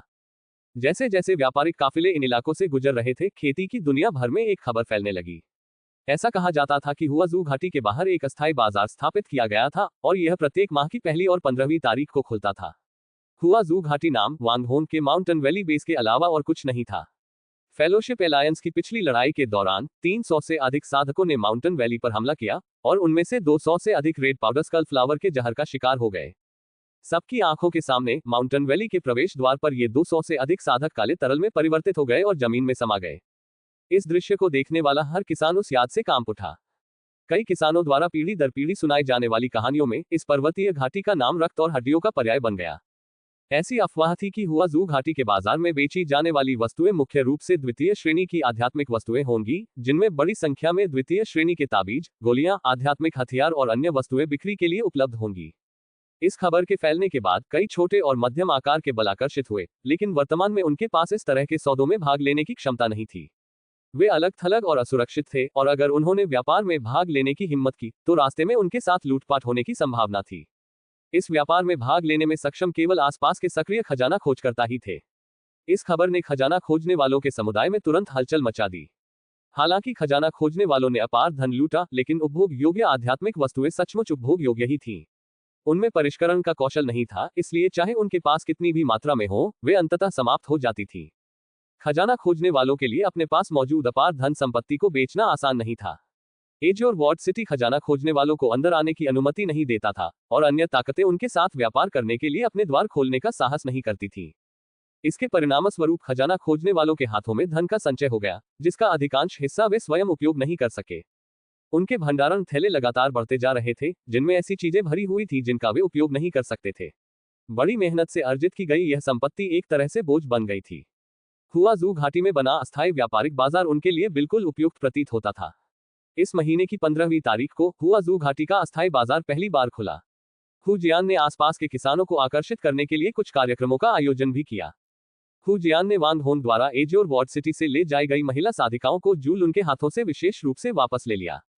ये सभी महिला किसान आकर्षक थीं और घाटी के प्रवेश द्वार और विभिन्न दुकानों पर मेहमानों का स्वागत करने के लिए जिम्मेदार थीं। हालांकि बाजार खुलने के बाद इसने अपेक्षित भव्यता का अनुभव नहीं किया। फाउंडेशन बिल्डिंग के कुछ ही साधक बाजार में घूम रहे थे और उन्हें खरीदारी करने की कोई जल्दी नहीं थी। इसके बजाय वे इधर उधर घूम रहे थे और अपने आसपास के वातावरण का बारीकी से निरीक्षण कर रहे थे। इस अस्थायी व्यापारिक बाजार आयोजन के अंत तक ही इन किसानों ने कुछ मामूली खरीदारी की। ये खजाना खोजने वाले बाजार में मौजूद आध्यात्मिक वस्तुओं की प्रचुरता में दिलचस्पी नहीं रखते थे। बस उनके मन में एक खास तरह की सावधानी थी। आखिरकार हुआजू घाटी की प्रतिष्ठा बहुत भयानक थी और हर कोई इसके बारे में डरते हुए बात करता था। इसके अलावा पूर्वी झो व्यापारिक काफिला हमेशा से खजाना खोजने वालों के प्रति अनफ्रेंडली रहा था। उन्हें डर था कि अगर वे इसमें भाग लेंगे तो पूर्वी झो व्यापारिक काफिले द्वारा उन्हें निशाना बनाकर लूट लिया जाएगा। आखिरकार उनमें से प्रत्येक चलता फिरता खजाना था और जो भी उन्हें देखता ईर्ष्या करता। परिणामस्वरूप जब बाजार पहली बार खुला तो बहुत कम लोगों ने वहां व्यापार करने की हिम्मत की। पूर्वी झो व्यापारिक कारवां की हिंसा और लूटपाट की प्रवृत्ति को देखते हुए खजाना खोजने वालों की नजर में कोई भी निशाना बन सकता था। इसलिए खजाने की खोज करने वाली प्रमुख ताकतों ने बाजार में केवल 1 या 2 प्रतिनिधियों को भेजा, जिन्होंने केवल प्रतीकात्मक लेन देन में भाग लिया। जब ये लोग हुआजू घाटी के बाजार से सुरक्षित लौट आए तो खजाना खोजने वालों को कोई खुशी नहीं हुई। उन्हें नहीं पता था कि यह पूर्वी झो व्यापारिक काफिले द्वारा बिछाया गया जाल था या नहीं। अगर ऐसा था तो वे वहां व्यापार करने का जोखिम नहीं उठा सकते थे। हालांकि अगर वे अस्थायी बाजार व्यापार में भाग नहीं लेते तो वे द्वितीय श्रेणी की आध्यात्मिक वस्तुओं को अपने हाथों से फिसलते हुए देखते, जो कभी उनकी अपनी नहीं बन पाती। यह एक निराशाजनक स्थिति थी। हुआजू वैली मार्केटप्लेस के दूसरे उद्घाटन के दौरान व्यापार करने के लिए किसानों की संख्या में थोड़ी वृद्धि हुई, लेकिन लेन देन की मात्रा में मामूली वृद्धि हुई। मेरे प्रिय दाववादी हूँ, हमारे बाजार का कारोबार बेहद मंदा चल रहा है। हम एक दिन में ज्यादा आध्यात्मिक वस्तुएं नहीं बेच पा रहे हैं। क्या हमें अपना काम बदलने पर विचार करना चाहिए? मेंग सोंग ने बाजार की सुस्ती को देखते हुए चिंता से पूछा। उनके कई बाहरी शिष्य अपनी आजीविका के लिए बाजार पर ही निर्भर थे। चिंता मत करो साथी दाववादी, अभी समय सही नहीं है। जब समय आएगा लोग अपने आप व्यापार करने आएंगे, हु जियान ने आत्मविश्वास से कहा। द्वितीय श्रेणी की गोलियां, ताबीज, आध्यात्मिक हथियार और आध्यात्मिक मदिरा साधना जगत में उथल पुथल से पहले भी दुर्लभ खजाने थे। अब तो इनकी संख्या और भी कम हो गई थी। खजाना खोजने वालों के पास अपनी दैनिक गतिविधियों में लूटपाट के अलावा इन वस्तुओं को प्राप्त करने का कोई साधन नहीं था। इस स्थिति में निर्णायक मोड़ तब आया जब मार्केट प्लेस के छठे उद्घाटन से ठीक पहले खजाना खोजने वालों के एक समूह को मूनवॉच राइनो मूत्र नामक पदार्थ प्राप्त हुआ। यह मूनवॉच राइनो दानव कुल में एक अत्यंत दुर्लभ प्रजाति थी। इसके मूत्र में भ्रम को दूर करने की क्षमता थी। हुआजू घाटी में रक्त रूपांतरण की इतनी प्रसिद्धि का मुख्य कारण वांग होन द्वारा पहले इस्तेमाल किया गया भयानक लाल पाउडर खोपड़ी फूल विष था। यह इतना भयावह था कि इसकी रक्षा प्रणाली अभेद्य थी। खजाना खोजने वालों के इस समूह के प्रत्येक सदस्य ने मूनवॉच राइनो के मूत्र की कुछ बूंदें अपनी नाक में डाली और आत्मविश्वास से बाजार में प्रवेश किया। मूनवॉच राइनो के मूत्र से सशक्त होकर वे अब वांग होन के रेड पाउडर स्कल फ्लावर जहर से नहीं डरते थे और मार्केट प्लेस में विभिन्न द्वितीय श्रेणी की आध्यात्मिक वस्तुएं खरीदना शुरू कर दिया था। उदाहरण के लिए घटिया दर्जे की गोलियां सैकड़ों की मात्रा में खरीदी जाती थी, घटिया दर्जे की आध्यात्मिक शराब पाउंड के हिसाब से खरीदी जाती थी और आध्यात्मिक हथियार मुट्ठी भर के हिसाब से खरीदे जाते थे। इन खजाना खोजकर्ताओं ने अपने लगभग सभी निष्क्रिय संसाधनों को उपभोग योग्य द्वितीय श्रेणी की आध्यात्मिक वस्तुओं में परिवर्तित कर दिया। संसाधनों की प्रचुरता के साथ इन खजाना खोजने वालों ने तेजी से अपनी ताकत बढ़ाई और जल्द ही खजाना खोजने वाली टीमों के एक और समूह को अपने में समाहित कर लिया। इस घटना का आसपास के क्षेत्र पर महत्वपूर्ण प्रभाव पड़ा। अब वे दूसरों को बड़ी मात्रा में संसाधन प्राप्त करते और मजबूत होते हुए चुपचाप नहीं देख सकते थे। इसलिए बाजार के 7वें उद्घाटन के दौरान बड़ी संख्या में खजाना खोजने वाले उमड़ पड़े। ये खजाना खोजने वाले लोग अंधाधुंध खरीदारी करने लगे क्योंकि उन्हें डर था कि अगर उन्होंने जल्दी कार्रवाई नहीं की तो दूसरे सब कुछ छीन लेंगे। बाजार में मौजूद दूसरे दर्जे की वस्तुएं जल्दी ही खत्म हो गईं, जिसके कारण यह बाजार प्रतियोगिता समय से पहले ही समाप्त हो गई।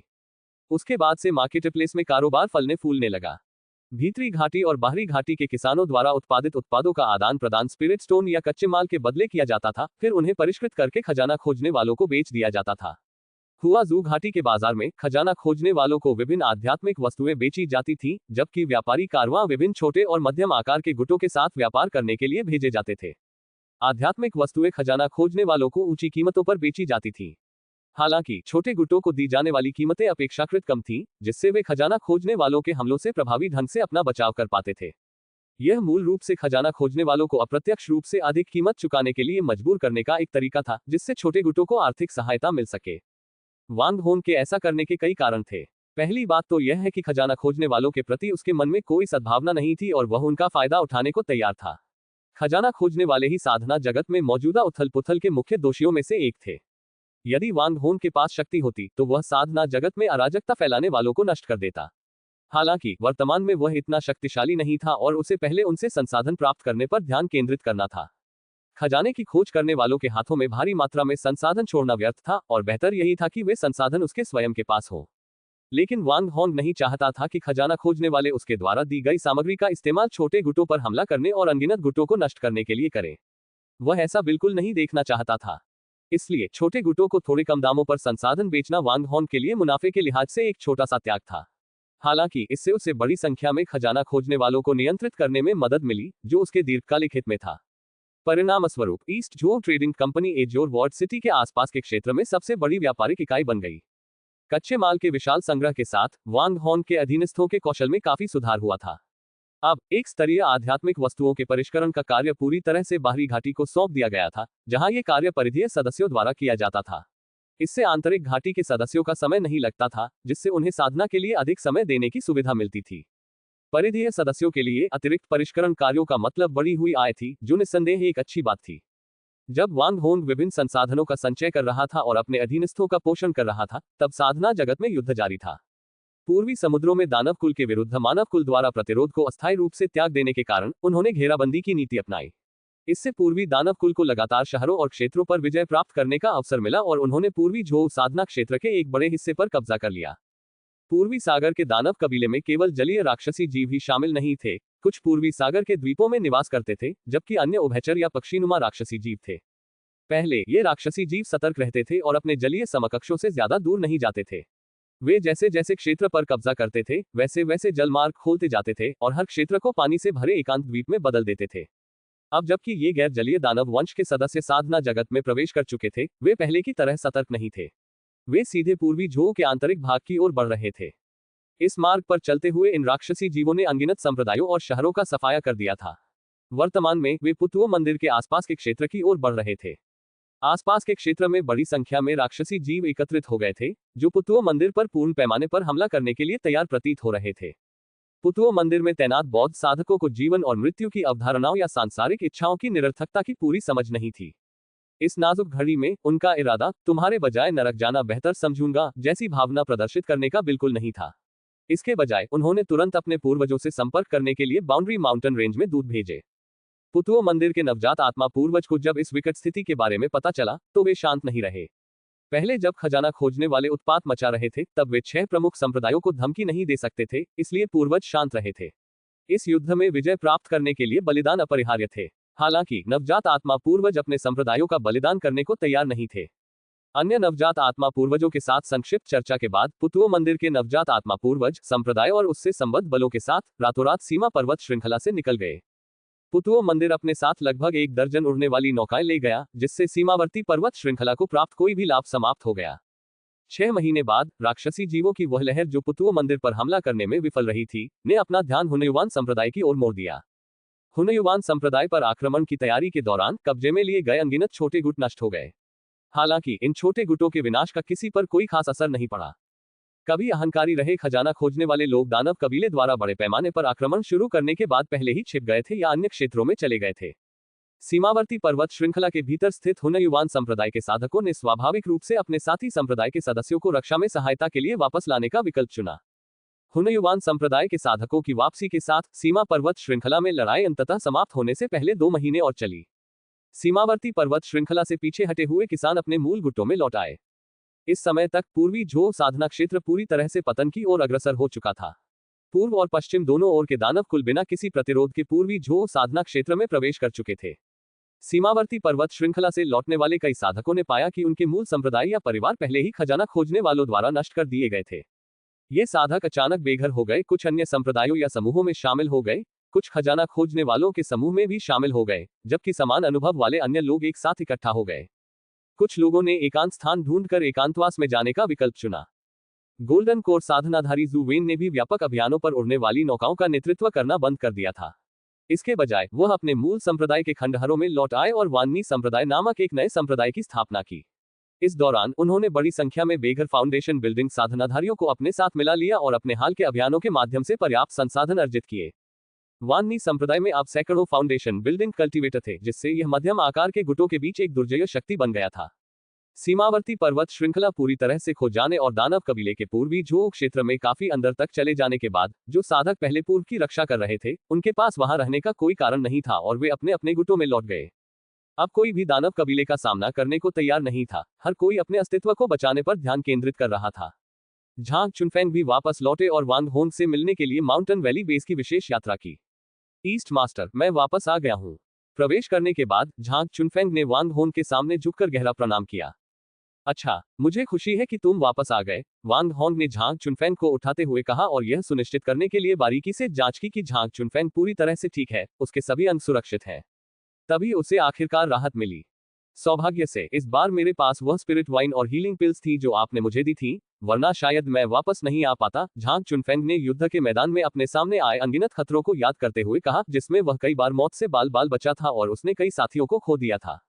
इसके बाद दोनों ने मोर्चे पर स्थिति पर चर्चा की और झांग चुनफेंग ने स्वाभाविक रूप से वहां वांग यी की परिस्थितियों का जिक्र किया। पहले वांग होंग वांग यी की हालत के बारे में पूछने में हिचकिचा रहा था, क्योंकि उसे सबसे बुरे की आशंका थी। अब जब उसे पता चल गया कि वांग यी सुरक्षित है, तो उसने आखिरकार राहत की सांस ली। वांग होंग को झांग चुनफेंग से पता चला कि वांग यी ने पिछले कुछ वर्षों में पूर्वी मोर्चे पर काफी प्रतिष्ठा हासिल कर ली थी। वांग यी एक बार मात्र एक तलवार के साथ बीस्ट टाइप के केंद्र में घुस गया था और हजारों राक्षसी जानवरों को हराकर तायाओ संप्रदाय की एक महिला साधिका को बचाने में कामयाब रहा था। उसने एक तीसरे स्तर के राक्षसी जानवर के साथ पूरे दिन और रात तक एक अथक युद्ध भी लड़ा था, जिसमें उसने केवल अपनी तलवार के बल पर ही मोर्चा संभाले रखा था। वांग यी को पूर्वी मोर्चे पर शीर्ष फाउंडेशन बिल्डिंग कल्टीवेटर के रूप में सराहा गया। वांग यी के युद्ध क्षेत्र में किए गए असाधारण कारनामों के बारे में सुनकर वांग होंग को खुशी नहीं बल्कि निराशा हुई। उसे डर था कि वांग यी लापरवाही बरतते हुए अपनी सुरक्षा की अनदेखी कर सकता है। इसके अलावा पूर्वी मोर्चों पर कई नई प्रतिभाएं उभरी हैं और उन्होंने फाउंडेशन बिल्डिंग कल्टीवेटर्स के बीच बहुत प्रतिष्ठा हासिल की है। झांग चुनफेंग ने वांग होंग को इन उभरते सितारों के नाम, पृष्ठभूमि और साधना तकनीकों से परिचित कराते हुए आगे कहा। हालांकि उन्होंने ये जिक्र नहीं किया कि वह भी उनमें से एक थे। अरे हाँ, आपने बताया था कि वांग यी ने हजारों राक्षसी जीवों के बीच से एक महिला साधिका को बचाने के लिए अपनी जान जोखिम में डाली थी। उनका आपस में क्या रिश्ता है? इस बिंदु पर वांग हॉन की जिज्ञासा बढ़ गई और वह सोचने लगा कि क्या वांग यी को अपनी भाभी भाभी मिल गई है। मुझे इस महिला साधिका से एक बार मिलने का सौभाग्य प्राप्त हुआ है। ऐसा लगता है कि हमारे छोटे भाई के साथ उसका रिश्ता काफी खास है। देखने में तो ये बड़े भाई के अनुमान से मेल खाता है। वांग हॉन के विचारों को भलीभांति जानते हुए झांग चुनफेंग ने एक समझदारी भरी मुस्कान के साथ उत्तर दिया। उस बच्चे ने इस मामले में जल्दी ही सीख लिया है। मुझे याद है जब वह बच्चा था तो उसने कसम खाई थी कि वह शादी नहीं करेगा ताकि कोई उसकी चिकन लेगिंग्स न चुरा ले। वांग हॉन को वांग यी के बचपन के उस दृढ़ संकल्प की याद आ गई जिसमें उसने अपनी चिकन लेगिंग्स की रक्षा के लिए शादी न करने का फैसला किया था। वैसे क्या आपको पता है कि हमारे गुरुजी अब कैसे हैं? क्या वे लौट आए हैं? वांग होंग ने गु किंग्यान के बारे में पूछा जो युद्ध के मैदान में गए थे। अगर गु किंग्यान किंगशु संप्रदाय में लौट आए थे तो एक शिष्य के रूप में उन्हें प्रणाम करना वांग होंग की जिम्मेदारी थी। मास्टर गु ने अपने आप को खतरे में डालकर किंगशु संप्रदाय के कई शिष्यों की रक्षा की जब वे पीछे हट रहे थे। उन्होंने अकेले ही 2 तृतीय स्तरीय राक्षसी जीवों का सामना किया और कुछ चोटें खाईं। उस समय उन्होंने और एक अन्य स्वर्ण कोर साधक ने 4 तृतीय स्तरीय राक्षसी जीवों और हजारों निम्न स्तरीय राक्षसी जीवों को रोके रखा ताकि हम फाउंडेशन बिल्डिंग साधकों को भागने का समय मिल सके, झांग चुनफेंग ने बताया। उनकी आवाज में गहरा सम्मान झलक रहा था। उसके बाद दोनों गोल्डन कोर साधक काफी घायल अवस्था में लौटे। अफवाह है कि वे दोनों घायल हो गए थे, झांग चुनफेंग ने प्रशंसा भरे स्वर में कहा। गुरुजी के लौट आने के बाद उनके शिष्य के रूप में मेरा ये कर्तव्य है कि मैं उन्हें प्रणाम करूं, वांग हॉन्ग ने अपने गुरुजी के लिए कुछ भेंट तैयार करते हुए कहा। अपने 30 साथियों के साथ वह झांग चुनफेंग के साथ माउंटेन वैली बेस से रवाना हो गया। इन दिनों खजाने की खोज करने वाले सड़कों पर कम ही दिखाई देने लगे थे, लेकिन जंगल पहले से कहीं अधिक खतरनाक हो गया था। दोनों दानव कुलों ने पूर्वी जो साधना क्षेत्र में घुसपैठ शुरू कर दी थी और विभिन्न राक्षसी जीव अब स्वतंत्र रूप से घूम रहे थे। नींव निर्माण के दर्जनों साधकों की शक्ति के बिना अपने गढ़ों को छोड़ना लगभग असंभव था। इसके अलावा ये तो बस शुरुआत थी, क्योंकि पूर्वी जो साधना क्षेत्र में और भी अधिक राक्षसी जीवों के प्रवेश की उम्मीद थी। इस समय कोई भी उन राक्षसी जीवों को साधना जगत से बाहर निकालने के बारे में नहीं सोच रहा था। उनका मुख्य लक्ष्य केवल जीवित रहना था। प्रत्येक गुट अपने अपने ठिकानों पर लौट गया था और हर कोई अपनी अपनी समस्याओं पर ध्यान केंद्रित कर रहा था। पूर्वी और पश्चिमी दोनों मोर्चों से कई किसानों के पीछे हटने के कारण विभिन्न छोटे और मध्यम आकार के गुटों की ताकत में काफी वृद्धि हुई थी और उनकी रक्षात्मक क्षमताओं में भी काफी सुधार हुआ था। वांग होंग और झांग चुनफेंग अपने संप्रदाय में लौट रहे थे। रास्ते में उनका सामना कई राक्षसी जीवों के झुंडों से हुआ, जिनकी संख्या दर्जनों से लेकर सैकड़ों या हजारों तक थी। इनमें से अधिकतर राक्षसी जीव प्रथम श्रेणी के थे और कुछ द्वितीय श्रेणी के भी थे। जिस मार्ग से वे यात्रा करते थे वह अधिकतर किंगजू संप्रदाय के क्षेत्र के भीतर था और आमतौर पर इन राक्षसी जानवरों का शिकार करने और उन्हें मारने के लिए जिम्मेदार साधकों के दल होते थे, इसलिए उनकी संख्या अपेक्षाकृत प्रबंधनीय थी। संप्रदाय में लौटने पर वांग होंग ने सबसे पहले मास्टर गु किंग्यान को सम्मानपूर्वक प्रणाम किया। शिष्य वांग होंग ने गुरु को प्रणाम किया। जब वांग होंग ने गु किंग्यान को देखा तो उसने तुरंत आदरपूर्वक सिर झुकाया। बुरा नहीं, तुम्हारी ताकत में सुधार हुआ है और इस बार तुमने जुवान, एर और वेई एर को बचा लिया। क्या तुम्हारे मन में कोई खास इनाम है? गु किंग्यांग ने पूछा। गुरुजी, आप बहुत दयालु हैं। एक शिष्य के रूप में यह मेरा कर्तव्य था, वांग होंग ने विनम्रतापूर्वक उत्तर दिया। गु किंग्यांग ने अपनी दाढ़ी सहलाए और वांग होंग की प्रतिक्रिया से संतुष्ट प्रतीत हुआ। चूंकि आपने पुण्य अर्जित किया है इसलिए आपको पुरस्कृत करना उचित ही है। चूंकि आप निर्णय नहीं ले पा रहे हैं तो क्यों न मैं आपके लिए निर्णय ले लूं। आपको हीशी घाटी के बारे में पता होना चाहिए। पर्वत घाटी के अंदर एक मध्यम आकार की छिपी हुई आत्मा नस है। फिलहाल मुझे इसकी कोई आवश्यकता नहीं है, तो क्यों न हीशी घाटी आपको ही पुरस्कार के रूप में दे दी जाए। गु किंग्यांग वांग होंग की इतने सारे अनुयायियों को इकट्ठा करने की क्षमता से बहुत प्रभावित हुआ था। एक स्वर्ण कोर साधक होने के नाते वह जानता था कि इतने सारे अधीनस्थों की भर्ती करना कितना चुनौतीपूर्ण होता है। हीशी घाटी उसके लिए अनावश्यक हो गई थी और वह निम्न स्तर के संसाधनों के लिए इसकी रक्षा करना उचित नहीं समझता था। वांग होंग को ये घाटी सौंपकर वह उसका पक्ष भी जीत सकता था और वांग होंग ही एकमात्र ऐसा व्यक्ति था जिसके पास हीशी घाटी के भीतर स्थित मध्यम आकार की स्पिरिट वेन की रक्षा करने की शक्ति थी। वांग होंग गु किंग्यांग की उसे हीशी घाटी देने की इच्छा देखकर आश्चर्यचकित रह गया। इसमें एक मध्यम आकार की आध्यात्मिक नस थी जो एक मध्यम आकार के संप्रदाय की स्थापना के लिए पर्याप्त थी। धन्यवाद गुरुजी आपके उदार उपहार के लिए। मैंने सुना है कि गुरुजी इस दौरान घायल हो गए थे। मुझे संयोगवश एक उपचार की गोली मिली है, हालांकि यह केवल दूसरे दर्जे की गोली है। शायद ये गुरुजी के लिए कुछ मददगार साबित हो सके। बोलने के बाद वांग होंग ने हान्यू पिल की एक बोतल थमा दी। हालांकि उसके पास जेड एसेंस की और भी असरदार गोलियां थीं, लेकिन उन्हें निकालने की हिम्मत न करते हुए उसने ये गोली दे दी। साधना जगत में तीसरे दर्जे की गोलियां काफी दुर्लभ थीं और कुछ स्वर्ण कोर साधकों के पास उपचार की गोलियां उपलब्ध नहीं थीं। उन्हें धीरे धीरे ठीक होने के लिए अपनी साधना के स्तर पर निर्भर रहना पड़ता था। वांग होंग नहीं चाहता था कि गु किंगयांग को कुछ भी हो। आखिरकार गोल्डन कोर साधक का साथ होने से संप्रदाय में सब कुछ बहुत आसान हो जाता था। गु किंगयांग ने दवा की बोतल ली, उसमें से एक गोली निकाली और ध्यान से उसकी जांच की। इस गोली का मुझ पर कुछ असर हो रहा है। आप वाकई विचारशील हैं। इस गोली का नाम क्या है? मैंने इसे पहले कभी नहीं देखा। गु किंगयांग को यह आभास हो गया था कि यह गोली उसकी चोटों को ठीक करने में काफी मददगार साबित होगी। गुरुजी, इस गोली को हान्यू गोली कहते हैं। यह संयोग से प्राप्त हुई थी, वांग होंग ने उत्तर दिया। आप सचमुच आज्ञाकारी हैं। ये गोली असाधारण है और मैं इसे कृतज्ञतापूर्वक स्वीकार करता हूँ। मेरी आपसे एक और विनती है, गु किंगयांग ने गोली की बोतल रखते हुए कहा। गुरुजी, आप मुझसे क्या करवाना चाहते हैं? खैर, आप गु वेई के स्वभाव को तो जानते ही हैं और मेरी उम्र भी ज्यादा लंबी नहीं है। मैं चाहता हूं कि वह आपके साथ रहे और अधिक अनुभव प्राप्त करे। आप उसे अपने अधीनस्थों में शामिल कर सकते हैं और उससे अपनी सहायता करवा सकते हैं। गु वेई की आध्यात्मिक पृष्ठभूमि कमजोर थी और गु किंगयांग उन्हें एक वैकल्पिक मार्ग प्रदान करना चाहता था क्योंकि उनका अपना जीवन काल सीमित था। गुरुजी, मेरा अड्डा अक्सर खतरनाक जगहों पर होता है। कोई बात नहीं, बस उसे युद्धों में अपने साथ ले जाने दो और अगर कुछ हो भी जाता है तो मैं तुम्हें जिम्मेदार नहीं ठहराऊंगा। आप देख रहे हैं कल्टिवेशन मॉडल। अगर आपको हमारा कंटेंट पसंद आता है तो लाइक, शेयर और सब्सक्राइब जरूर करें। चूंकि गु किंगयांग पहले ही बोल चुका था, इसलिए वांग होंग के लिए मना करना आसान नहीं था। वह बस गु वेई को अपने पीछे आने के लिए कह सकता था। गु वेई हालांकि बहुत परिपक्व नहीं था, लेकिन उसमें उच्च कुल के शिष्यों में अक्सर पाए जाने वाला अहंकार नहीं था। वह एक अपरिपक्व कनिष्ठ शिष्य की तरह प्रतीत होता था। इसके अलावा गु किंगयांग ने उसके साथ अच्छा व्यवहार किया था और धैर्यपूर्वक उसकी साधना में उसका मार्गदर्शन किया था, खासकर जब उसके मन में कोई प्रश्न होते थे। वांग होंग को इससे भी ज्यादा आश्चर्य इस बात से हुआ कि उसने गु किंगयांग से मध्यम आकार की स्पिरिट वेन प्राप्त कर ली थी। हालांकि इतने वर्षों बाद अपना ठिकाना बदलना कई चीजों को छोड़ने जैसा था, जैसे कि हाल ही में फलता फूलता बाजार। नए स्थान पर जाने का मतलब नए सिरे से शुरुआत करना था और उनके अधिकांश अधीनस्थ कर्मचारी केवल ची साधना स्तर पर थे, उड़ने वाले जहाजों को नियंत्रित करने में असमर्थ थे, जिससे यात्रा कठिन हो गई। लियू चांगशेन की देखरेख में चल रही हेवनली दाओ ट्रेडिंग कंपनी का प्रबंधन किसी और को सौंपना भी उचित नहीं होगा, क्योंकि इससे कंपनी से उनका संबंध उजागर हो जाएगा। इसके अलावा लियू चांगशेन का अड्डा और माउंटेन वैली का अड्डा एक दूसरे से ज्यादा दूर नहीं थे, जिससे आपसी सहयोग सुविधाजनक था। ऐसा लग रहा था कि उसे फिलहाल वहीं रुकना होगा और भविष्य के विकल्पों पर विचार करना होगा। वांग होंग ने सुना था कि कुछ गोल्डन कोर साधकों के पास स्पिरिट वेन्स को अवशोषित करने या स्थानांतरित करने की क्षमता होती है। वह इस बारे में जानकारी जुटाता रहेगा और उम्मीद करेगा कि बाद में वह इसे कहीं और खोज सके। गु किंगयांग की गुफा हवेली छोड़ने के बाद वांग होंग अपने घर लौट आया।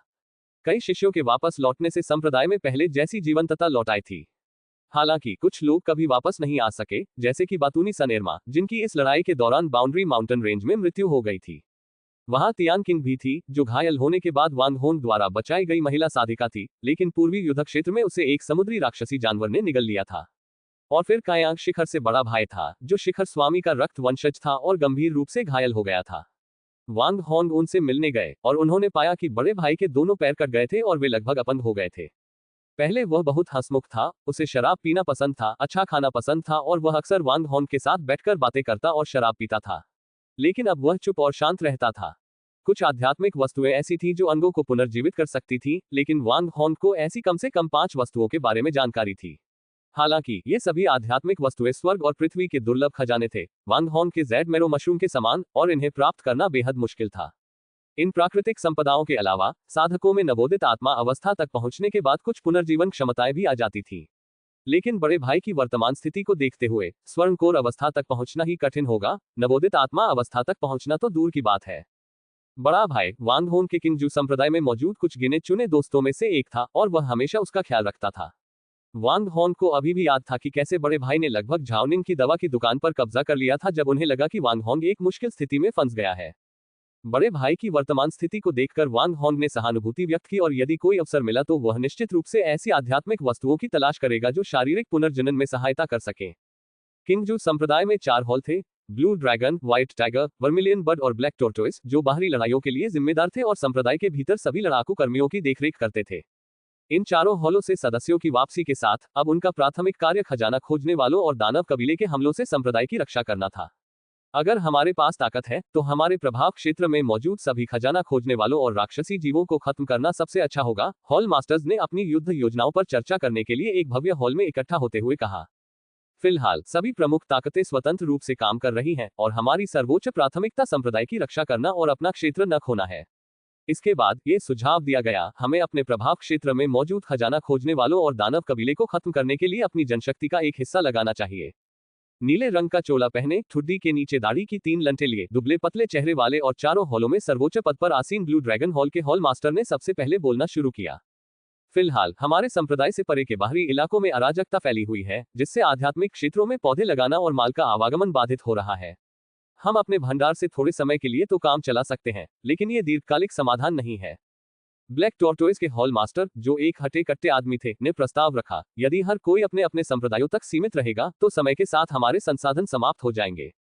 इसके अलावा विभिन्न ताकतें हमें एक एक करके आसानी से खत्म कर सकती हैं। काले कछुए के हॉल मास्टर की बात बिल्कुल सही है और यह बात सभी को भलीभांति समझ में आ गई है। हालांकि इस समय हमारे पास जनशक्ति की भारी कमी है। यदि दानव कुल ने कोई बड़ा हमला किया तो हमारे संप्रदायों की रक्षा करना भी चुनौतीपूर्ण होगा। श्वेत बाघ हॉल मास्टर, एक महिला साधिका जिसने संप्रदाय और दानव कुल के बीच शक्ति संतुलन का बारीकी से विश्लेषण किया था, ने कहा, जिससे अन्य 3 हॉल मास्टर्स के चेहरे पर चिंता के भाव आ गए।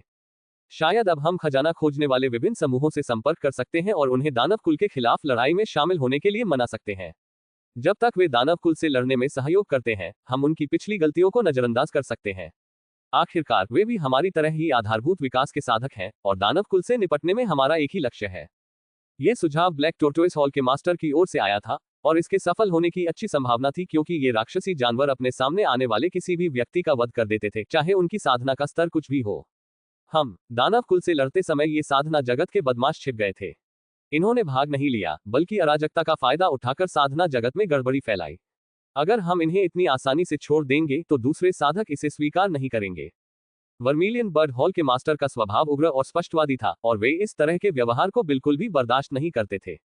इन खजाना खोजकर्ताओं के बारे में बात करते हुए ब्लू ड्रैगन हॉल के मास्टर ने थोड़ा सस्पेंस भरे लहजे में एक सवाल पूछा, इस मामले में मेरे पास कुछ जानकारी है, हालांकि मुझे यकीन नहीं है कि यह सटीक है। कहा जाता है कि हमारे पिल हॉल ने इस बार एक प्रतिभाशाली व्यक्ति को जन्म दिया है, जिसका नाम वांग होंग है। वह व्यापार में कुशल है और उसने एक व्यापारिक कंपनी स्थापित की है, साथ ही एक व्यापारी काफिला भी बनाया है। मुझे नहीं पता कि उसने फाउंडेशन बिल्डिंग के साधकों के एक समूह को कहां से भर्ती किया, लेकिन हाल ही में उसके नेतृत्व में फाउंडेशन बिल्डिंग के साधकों ने हमारे आसपास के लगभग आधे खजाना खोजकर्ताओं को मार डाला है। शाबाश। व्हाइट टाइगर हॉल मास्टर अपनी बात पूरी कर पाती ही वर्मिलियन बर्ड हॉल मास्टर के उत्साहपूर्ण अनुमोदन ने उन्हें रोक दिया। बहुत बढ़िया, ये तो प्रभावशाली है। ऐसे दृढ़ संकल्प वाले शिष्यों को उचित रूप से पुरस्कृत किया जाना चाहिए, वर्मिलियन बर्ड हॉल के मास्टर ने फिर से सुझाव दिया। ओह, क्या ऐसा है? मुझे आश्चर्य है कि किस शिखर के किस शिष्य ने ये किया। इतने सारे खजाना खोजने वालों को मारने के लिए उन्हें कितने नींव निर्माण करने वाले साधकों को भर्ती करना पड़ा होगा? ब्लैक टोर्टोइस हॉल के मास्टर ने उत्सुकता से पूछा। मैंने इस मामले की जांच के लिए लोगों को भेज दिया है और यह पुष्ट हो गया है। ये शिष्य कायांग शिखर का है, जो गु किंग्यांग का प्रत्यक्ष शिष्य है। इसके अलावा वह पिल हॉल का मुख्य रसायनज्ञ है। शुरुआत में वह 2 छोटी दुकानें चलाता था, लेकिन जैसे जैसे उसका व्यवसाय बढ़ा, उसने पूर्वी झोउ में एक व्यापारिक कंपनी खोली। उसके पास फाउंडेशन बिल्डिंग चरण के 1 दर्जन से अधिक अधीनस्थ थे, लेकिन कई खजाना खोजकर्ताओं को मारने के बाद उसने कुछ फाउंडेशन एस्टेब्लिशमेंट पिल्स प्राप्त की। आश्चर्यजनक रूप से उसने इन गोलियों का उपयोग अपने अधीनस्थों को प्रशिक्षित करने के लिए किया, जिसके परिणामस्वरूप उसके अधीन दर्जनों फाउंडेशन बिल्डिंग साधक हो गए। वह एक निर्विवाद शक्ति बन गया है। ब्लू ड्रैगन हॉल मास्टर ने विस्तृत जानकारी प्रदान की, जिससे सभी को स्थिति का स्पष्ट विवरण मिल गया। मेरा मानना है कि चूंकि इस शक्ति का निर्माण एक संप्रदाय के शिष्य ने किया है, इसलिए यह संप्रदाय की ही होनी चाहिए। इस समय इसे पुनः प्राप्त कर चारों हॉलों की संयुक्त कमान के अधीन रखा जाना चाहिए।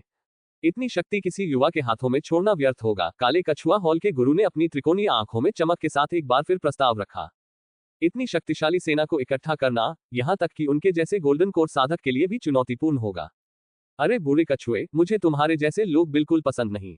तुम कभी दूसरों की महान उपलब्धियों के लिए उन्हें पुरस्कृत करने के बारे में नहीं सोचते। इसके बजाय तुम उनकी शक्ति के पीछे पड़े रहते हो। ये संसाधन उसने रसायन विद्या से अर्जित किए हैं या खजाना खोजने वालों से लिए हैं, संप्रदाय का एक भी आत्मा पत्थर खर्च किए बिना। अब वह इन्हें संप्रदाय को क्यों सौंपे? काले कछुए के हॉल मास्टर के प्रस्ताव से असंतुष्ट सिंदूरी पक्षी हॉल मास्टर ने व्यंग्य का पुट जोड़ा। ब्लैक टोर्टोइस हॉल मास्टर क्षण भर के लिए अवाक रह गया। उसने जोर से अपने दांत पीसे, लेकिन उसे पता था कि वह गलत था। इस मामले को लेकर आप दोनों को अपने रिश्ते को और खराब करने की जरूरत नहीं है। मैंने पहले ही गु किंग्यांग से सलाह ले ली है और वह इस बारे में पूरी तरह से दृढ़ है। उन्होंने साफ इनकार कर दिया है। इसके अलावा कायांग शिखर के शिखर गुरु वू फैंग का चरित्र तो सभी को पता ही होगा। वह अपने लोगों की रक्षा के लिए बेहद सख्त है। इतना ही नहीं, वह औषधिशाला के मुख्य रसायनज्ञ हैं। उन्हें प्रभावित करने और उनकी शक्ति छीनने की कोशिश करना वाकई बहुत मुश्किल होगा। ब्लू ड्रैगन हॉल के गुरु ने बताया कि उन्होंने भी पहले ऐसा ही विचार किया था, जिससे वर्मिलियन बर्ड हॉल के गुरु और भी नाराज हो गए। हालांकि उन्होंने आगे कुछ नहीं कहा। अन्य 2 हॉल मास्टरों के चेहरे पर विचारशील भाव थे। हमारे संप्रदाय में इतनी कम उम्र में ही इतनी प्रतिभा का होना वाकई सराहनीय है। मैं खुद उनसे मिलना चाहूंगा। क्यों न उन्हें यहाँ बुलाया जाए ताकि हम सब इस उत्कृष्ट शिष्य से मिल सकें, व्हाइट टाइगर हॉल के गुरु ने सुझाव दिया। इस बार वर्मिलियन बर्ड हॉल के गुरु ने इस विचार का विरोध नहीं किया। वे भी इस असाधारण शिष्य से मिलने के लिए उत्सुक थे। इतने सारे गवाहों के सामने किसी की भी हिम्मत नहीं होती कि वह किसी शिष्य को खुलेआम नुकसान पहुंचाए। और गु किंगयांग के गुरु होने के नाते वे किसी को भी अपने शिष्य के प्रति दुर्भावना रखने की अनुमति नहीं देंगे। ब्लू ड्रैगन हॉल के मास्टर ने देखा कि सभी की भावनाएं एक जैसी है, इसलिए उन्होंने एक ट्रांसमिशन ताबीज सक्रिय किया और दानव कुल का मुकाबला करने के विषय पर दूसरों के साथ चर्चा जारी रखी। कुछ ही देर बाद बैंगनी वस्त्र पहने एक शिष्य बाहर से आदरपूर्वक प्रवेश किया। शिष्य वांग होंग, मैं वरिष्ठ मार्शल गुरुओं को प्रणाम करता हूं, उन्होंने झुककर कहा। हा, जल्दी उठो, तुम वाकई असाधारण प्रतिभा के धनी हो। ब्लैक टोर्टोइस हॉल के मास्टर ने दिल खोलकर हंसते हुए वांग होंग को गर्मजोशी से उठने में मदद की और उसकी खूब प्रशंसा की। ऐसा लग रहा था मानो वांग होंग के अधीनस्थों को वापस संप्रदाय में ले जाने का उनका पहले का प्रस्ताव भुला दिया गया हो। मैंने सुना है कि आपने अपने अधीनस्थों के साथ मिलकर सैकड़ों खजाना खोजकर्ताओं को मार डाला।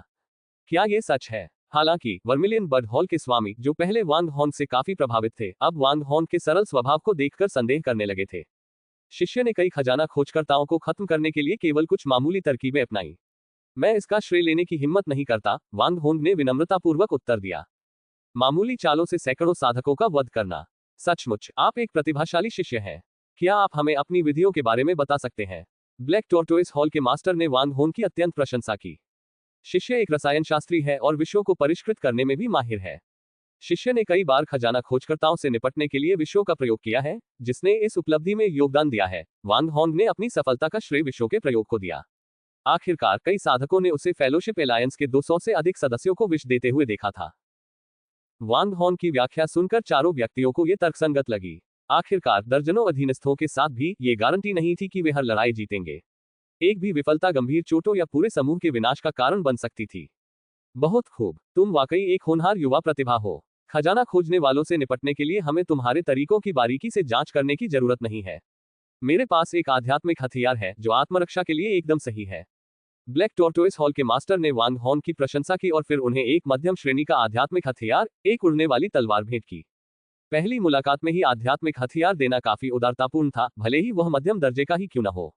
अन्य 3 हॉल मास्टर्स ने भी एक एक आध्यात्मिक हथियार भेंट किया।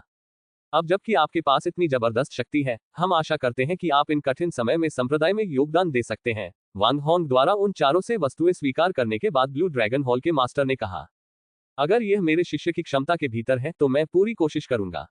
लेकिन मुझे डर है कि मेरे अधीनस्थ साधारण लोग हैं और उनकी क्षमता शायद पर्याप्त न हो। मिशन पूरा न कर पाने से संप्रदाय के आधिकारिक कामकाज को फायदे से ज्यादा नुकसान हो सकता है। वांग होंग ने विनम्रता से जवाब दिया, लेकिन उन्होंने ये स्पष्ट कर दिया कि वे केवल उन्हीं कार्यों को हाथ में लेंगे जो उनकी क्षमता के भीतर हो। वे अनावश्यक जोखिम नहीं लेना चाहते थे। चिंता मत करो, हम तुम्हें बलि का बकरा नहीं बनाएंगे।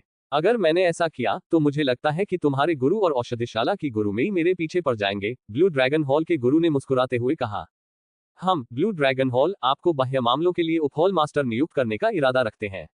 हमारे संप्रदाय में ये पहली बार है कि फाउंडेशन बिल्डिंग साधना स्तर का कोई व्यक्ति इस पद को धारण कर रहा है।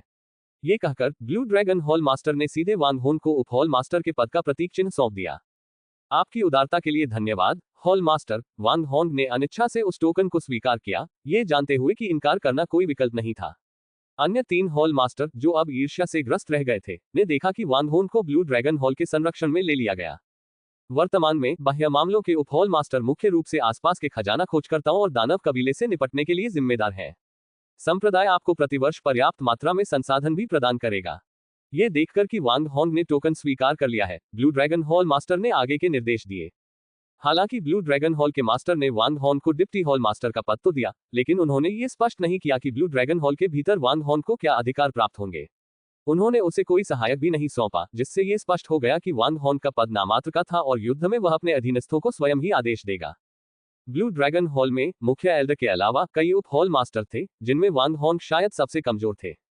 हालांकि डिप्टी हॉल मास्टर का पद कुछ हद तक मानद लग सकता है, लेकिन संप्रदाय के भीतर और बाहर दोनों जगह इसका काफी महत्व था, जिससे विभिन्न मामलों को संभालना आसान हो जाता था। विशेषकर संप्रदाय के बाहर, उनके अधीनस्थ किंगजू संप्रदाय के ब्लू ड्रैगन हॉल के नाम पर कार्य कर सकते थे, जो बाहरी लोगों के लिए काफी डरावना था। वर्तमान में दानव वंश के अलावा कौन किंगशू संप्रदाय का खुलेआम विरोध करने का साहस करेगा? वांग होन को उप प्रबंधक नियुक्त किए जाने के बाद कई संरक्षकों ने उनसे सौहार्दपूर्वक बातचीत की। समय समय पर उन्होंने उनकी साधना के संबंध में मार्गदर्शन प्रदान किया, जिससे वांग होन को बहुत लाभ हुआ। भतीजे वांग, तुम युवा और होनहार हो। काश मेरे कम काबिल कनिष्ठ भी तुम्हारी तरह आधे सफल हो पाते, तो मेरा जीवन चिंतामुक्त हो जाता। कैसा रहेगा अगर मैं एक कनिष्ठ को तुम्हारे पीछे भेज दूं, ताकि वह तुमसे कुछ अनुभव और सीख प्राप्त कर सके? ब्लैक टोर्टोइस हॉल के मास्टर ने सुझाव दिया। चाचा जी, आप बहुत दयालु हैं, लेकिन मैं तो बस एक कनिष्ठ हूं और मेरा ज्ञान सीमित है। मैं वरिष्ठ भाई के समय के लायक नहीं हूं। वांग होंग ने सहज रूप से बाहरी लोगों का विरोध किया। उसके सभी अधीनस्थ उसी के द्वारा प्रशिक्षित थे और केवल उसी के प्रति वफादार थे। पहले गु वेई जैसे व्यक्ति को स्वीकार करना आसान था, क्योंकि उन्होंने एक साथ काफी समय बिताया था और वांग होंग जानता था कि गु वेई सीधा साधा था और उसकी टीम में कोई गड़बड़ी नहीं करेगा। अब एक अपरिचित व्यक्ति को शामिल करने से वह थोड़ा असहज महसूस करने लगा। भतीजे वांग, मेरी यह कृपा कीजिए, उसे आपकी सहायता करने दीजिए। भतीजे, कृपया मना मत कीजिएगा, ब्लैक टोर्टोइस हॉल के मास्टर ने गंभीरता से कहा, और चूंकि गोल्डन कोर एल्डर को मना करना मुश्किल था, इसलिए वांग होंग अनिच्छा से सहमत हो गया। हालांकि वह अपनी टीम में किसी बाहरी व्यक्ति के शामिल होने से पूरी तरह सहज नहीं था, लेकिन उसकी प्रत्यक्ष शक्ति में कोई छिपा रहस्य नहीं था। शुरुआती दिनों में, जब उसकी शक्ति सीमित थी और उसे तेजी से विकास करने की आवश्यकता थी, तो उसके पास अपने अधीनस्थों को कुछ रहस्य बताने के अलावा कोई विकल्प नहीं था। अब जब वह शक्तिशाली हो चुका था, तो उसने उन रहस्यों को छुपा लिया था। उनके द्वारा उपयोग किए जाने वाले संसाधन या तो लूटे गए माल थे या अमर मार्ग व्यापार कंपनी द्वारा प्रदान किए गए थे। एक या दो और लोगों को जोड़ने से उसकी टीम पर कोई असर नहीं पड़ेगा।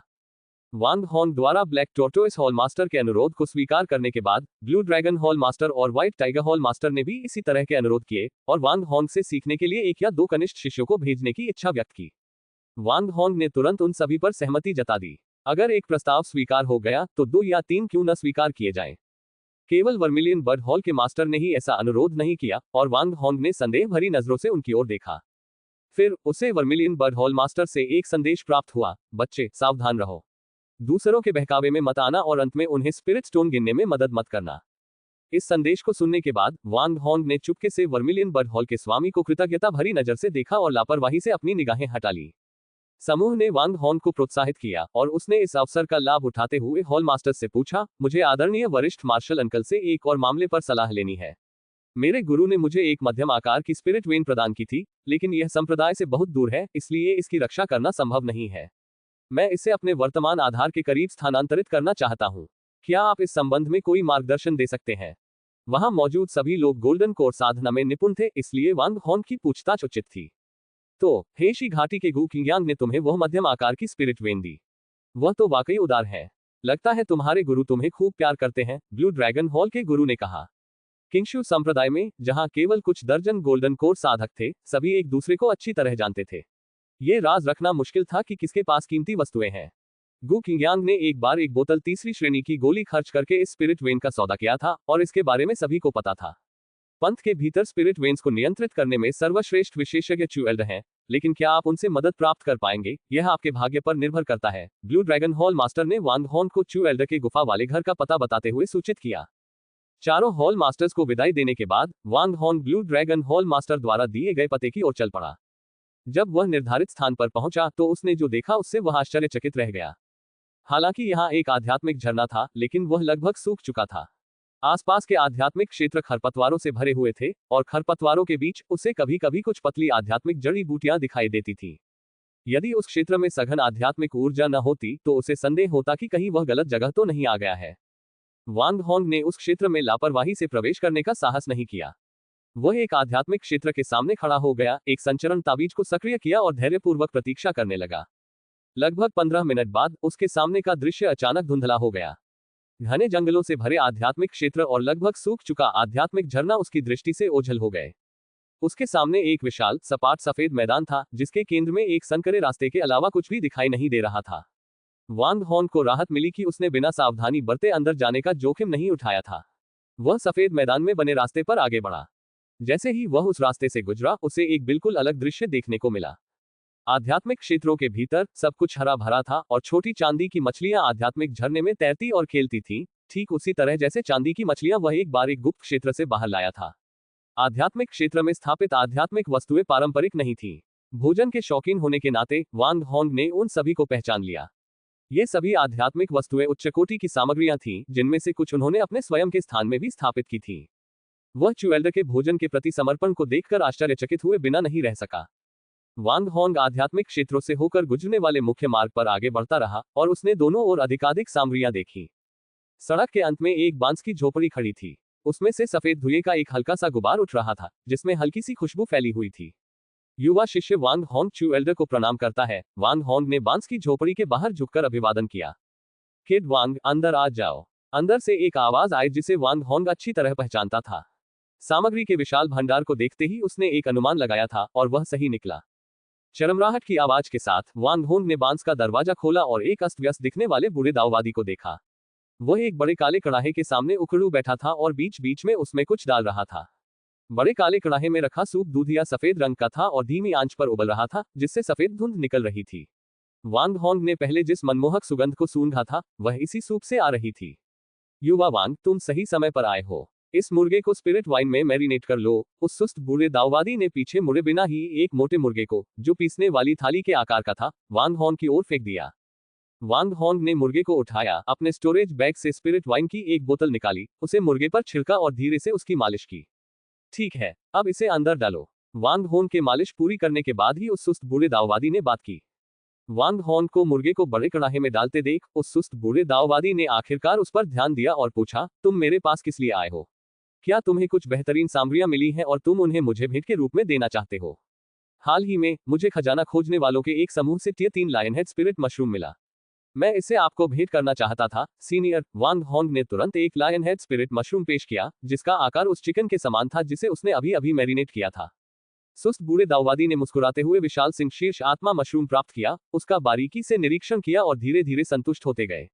उन्होंने बार बार उसकी प्रशंसा की। लायन हेड स्पिरिट मशरूम में एक अनोखी विशेषता थी, जब इसे दूसरी श्रेणी की स्पिरिट वुड पर लगाया जाता था तो यह दूसरी श्रेणी तक विकसित हो सकता था। यदि इसे तीसरी श्रेणी की स्पिरिट वुड पर लगाया जाता था तो यह तीसरी श्रेणी तक परिपक्व हो सकता था। वांग होंग ने इस लायन हेड स्पिरिट मशरूम को सीधे अपने स्थानिक क्षेत्र में लगाया था।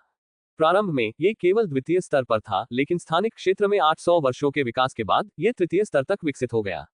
इसके अलावा स्थानिक क्षेत्र में परिपक्व होने पर यह बढ़ता रहा और यह 1000 वर्ष से अधिक पुराना हो गया, जिससे यह अविश्वसनीय रूप से विशाल हो गया। एक सामान्य तृतीय श्रेणी का लायन हेड स्पिरिट मशरूम इसके आकार का केवल आधा ही बढ़ सकता है, जिससे ये काफी बड़ा हो जाता है। अरे नौजवान, तुम यहाँ बिना वजह नहीं आए हो। सीधे सीधे बताओ। सुस्त बूढ़ा दाववादी वांग होंग के उपहार से स्पष्ट रूप से बहुत प्रसन्न था और सीधे मुद्दे पर आ गया। आपने सुना होगा सीनियर चू कि आप स्पिरिट वेन्स को नियंत्रित करने में कुशल हैं। मेरे पास एक मध्यम आकार की स्पिरिट वेन है जो काफी दूर है और मैं इसे यहाँ लाने में आपकी मदद चाहता हूँ, वांग होंग ने अनुरोध किया।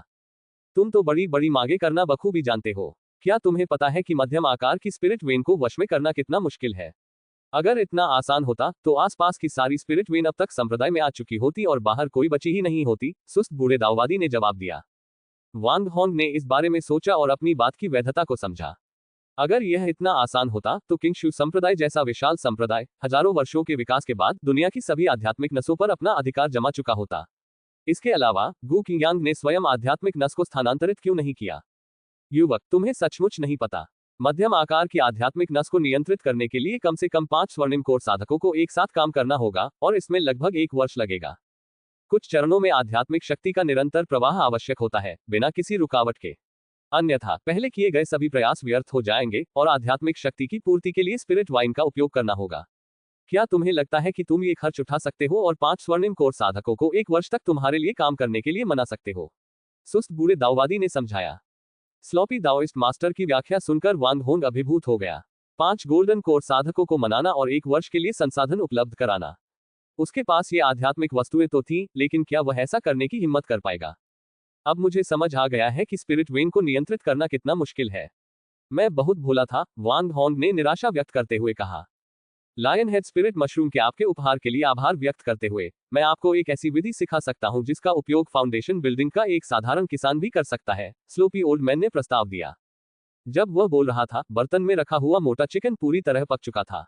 बोलते बोलते उसने चिकन को बर्तन से निकालकर काटने वाले तख्ते पर रख दिया।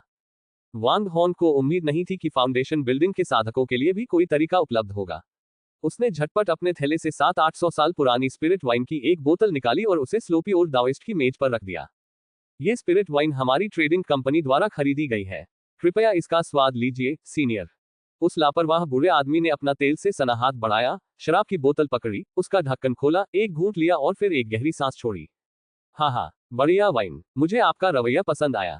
दरअसल फाउंडेशन बिल्डिंग कल्टीवेटर द्वारा स्पिरिट वेन को स्थानांतरित करने की विधि गोल्डन कोर कल्टीवेटर की तुलना में कम कारगर है। इसके अलावा मध्यम श्रेणी की स्पिरिट वेन से आप उसका लगभग आधा हिस्सा ही स्थानांतरित कर सकते हैं। सुस्त बूढ़े दाऊवादी ने रसोई का चाकू उठाते हुए बात जारी रखी। तेजी से कई वार करते हुए उन्होंने मोटे मुर्गे को बड़े बड़े टुकड़ों में काट दिया। तुम्हारी किस्मत अच्छी है, बच्चे। चलो साथ में खाना खाते हैं, सुस्त बूढ़े दाऊवादी ने पास की एक कुर्सी की ओर इशारा करते हुए कहा और वांग होन को अपने साथ बैठने और खाने के लिए आमंत्रित किया। वांग होन पहले ही चिकन का एक बड़ा टुकड़ा उठा चुका था और उसे मजे से खा रहा था। वांग होन ने भी उस बूढ़े आदमी के साथ कोई औपचारिकता नहीं बरती। वह उसके बगल में बैठ गया और चिकन का एक टुकड़ा उठाकर खा लिया। चिकन बहुत ही नर्म और स्वादिष्ट था। वांग होन स्लोपी ओल्ड दाओइस्ट के पाक कौशल की प्रशंसा किए बिना नहीं रह सका। स्पिरिट वेन को नियंत्रित करने के लिए सबसे पहले आपको इसकी संरचना को समझना होगा। एक बड़ी स्पिरिट वेन को 100 मध्यम आकार की स्पिरिट वेन में विभाजित किया जा सकता है और एक मध्यम आकार की स्पिरिट वेन को 100 छोटी स्पिरिट वेन में विभाजित किया जा सकता है। स्पिरिट वेन को नियंत्रित करते समय सफलता की संभावना बढ़ाने के लिए इसे अक्सर छोटे छोटे हिस्सों में विभाजित किया जाता है, स्लोपी ओल्ड मैन ने स्पिरिट वाइन का एक घूंट लेकर अपना गला नम करते हुए समझाया। उदाहरण के लिए, जिस मध्यम आकार की स्पिरिट वेन को आप नियंत्रित करना चाहते हैं, गोल्डन कोर साधकों द्वारा किए जाने पर वह 100 छोटी स्पिरिट वेन में विभाजित हो जाएगी, जिनमें से प्रत्येक को अलग अलग खींचा जाएगा। हालांकि यदि कोई फाउंडेशन बिल्डिंग साधक इसे कर रहा है, तो उन्हें इसे और भी छोटे टुकड़ों में तोड़ना होगा। फाउंडेशन बिल्डिंग साधकों की अपर्याप्त आध्यात्मिक शक्ति और दिव्य चेतना के कारण स्पिरिट वेन के भीतर की स्पिरिट क्यूई का क्षय हो जाएगा। इसलिए यदि आप इसे सफलतापूर्वक नियंत्रित करने में कामयाब भी हो जाते हैं, तो भी आपके पास इसका आधा भाग ही बचेगा। इसके अलावा फाउंडेशन बिल्डिंग साधक के रूप में स्पिरिट वेन को नियंत्रित करने के लिए बड़ी मात्रा में आध्यात्मिक वस्तुओं की आवश्यकता होती है। वांग होंग ने स्लोपी ओल्ड दाओइस्ट के शराब के गिलास को फिर से भर दिया और पूछा, तो आपका मतलब यह है कि जब आप इस मध्यम आकार की स्पिरिट वेन को उसके गंतव्य तक ले जाएंगे, तो इसका केवल आधा हिस्सा ही बचेगा। इसे केवल 50 छोटी आत्मा शिराएं ही माना जा सकता है। यदि आप 100 छोटी आत्मा शिराएं भी एकत्र कर लें, तो भी यह गारंटी नहीं है कि आप उन्हें वापस एक मध्यम आकार की आत्मा शिरा में मिला सकेंगे।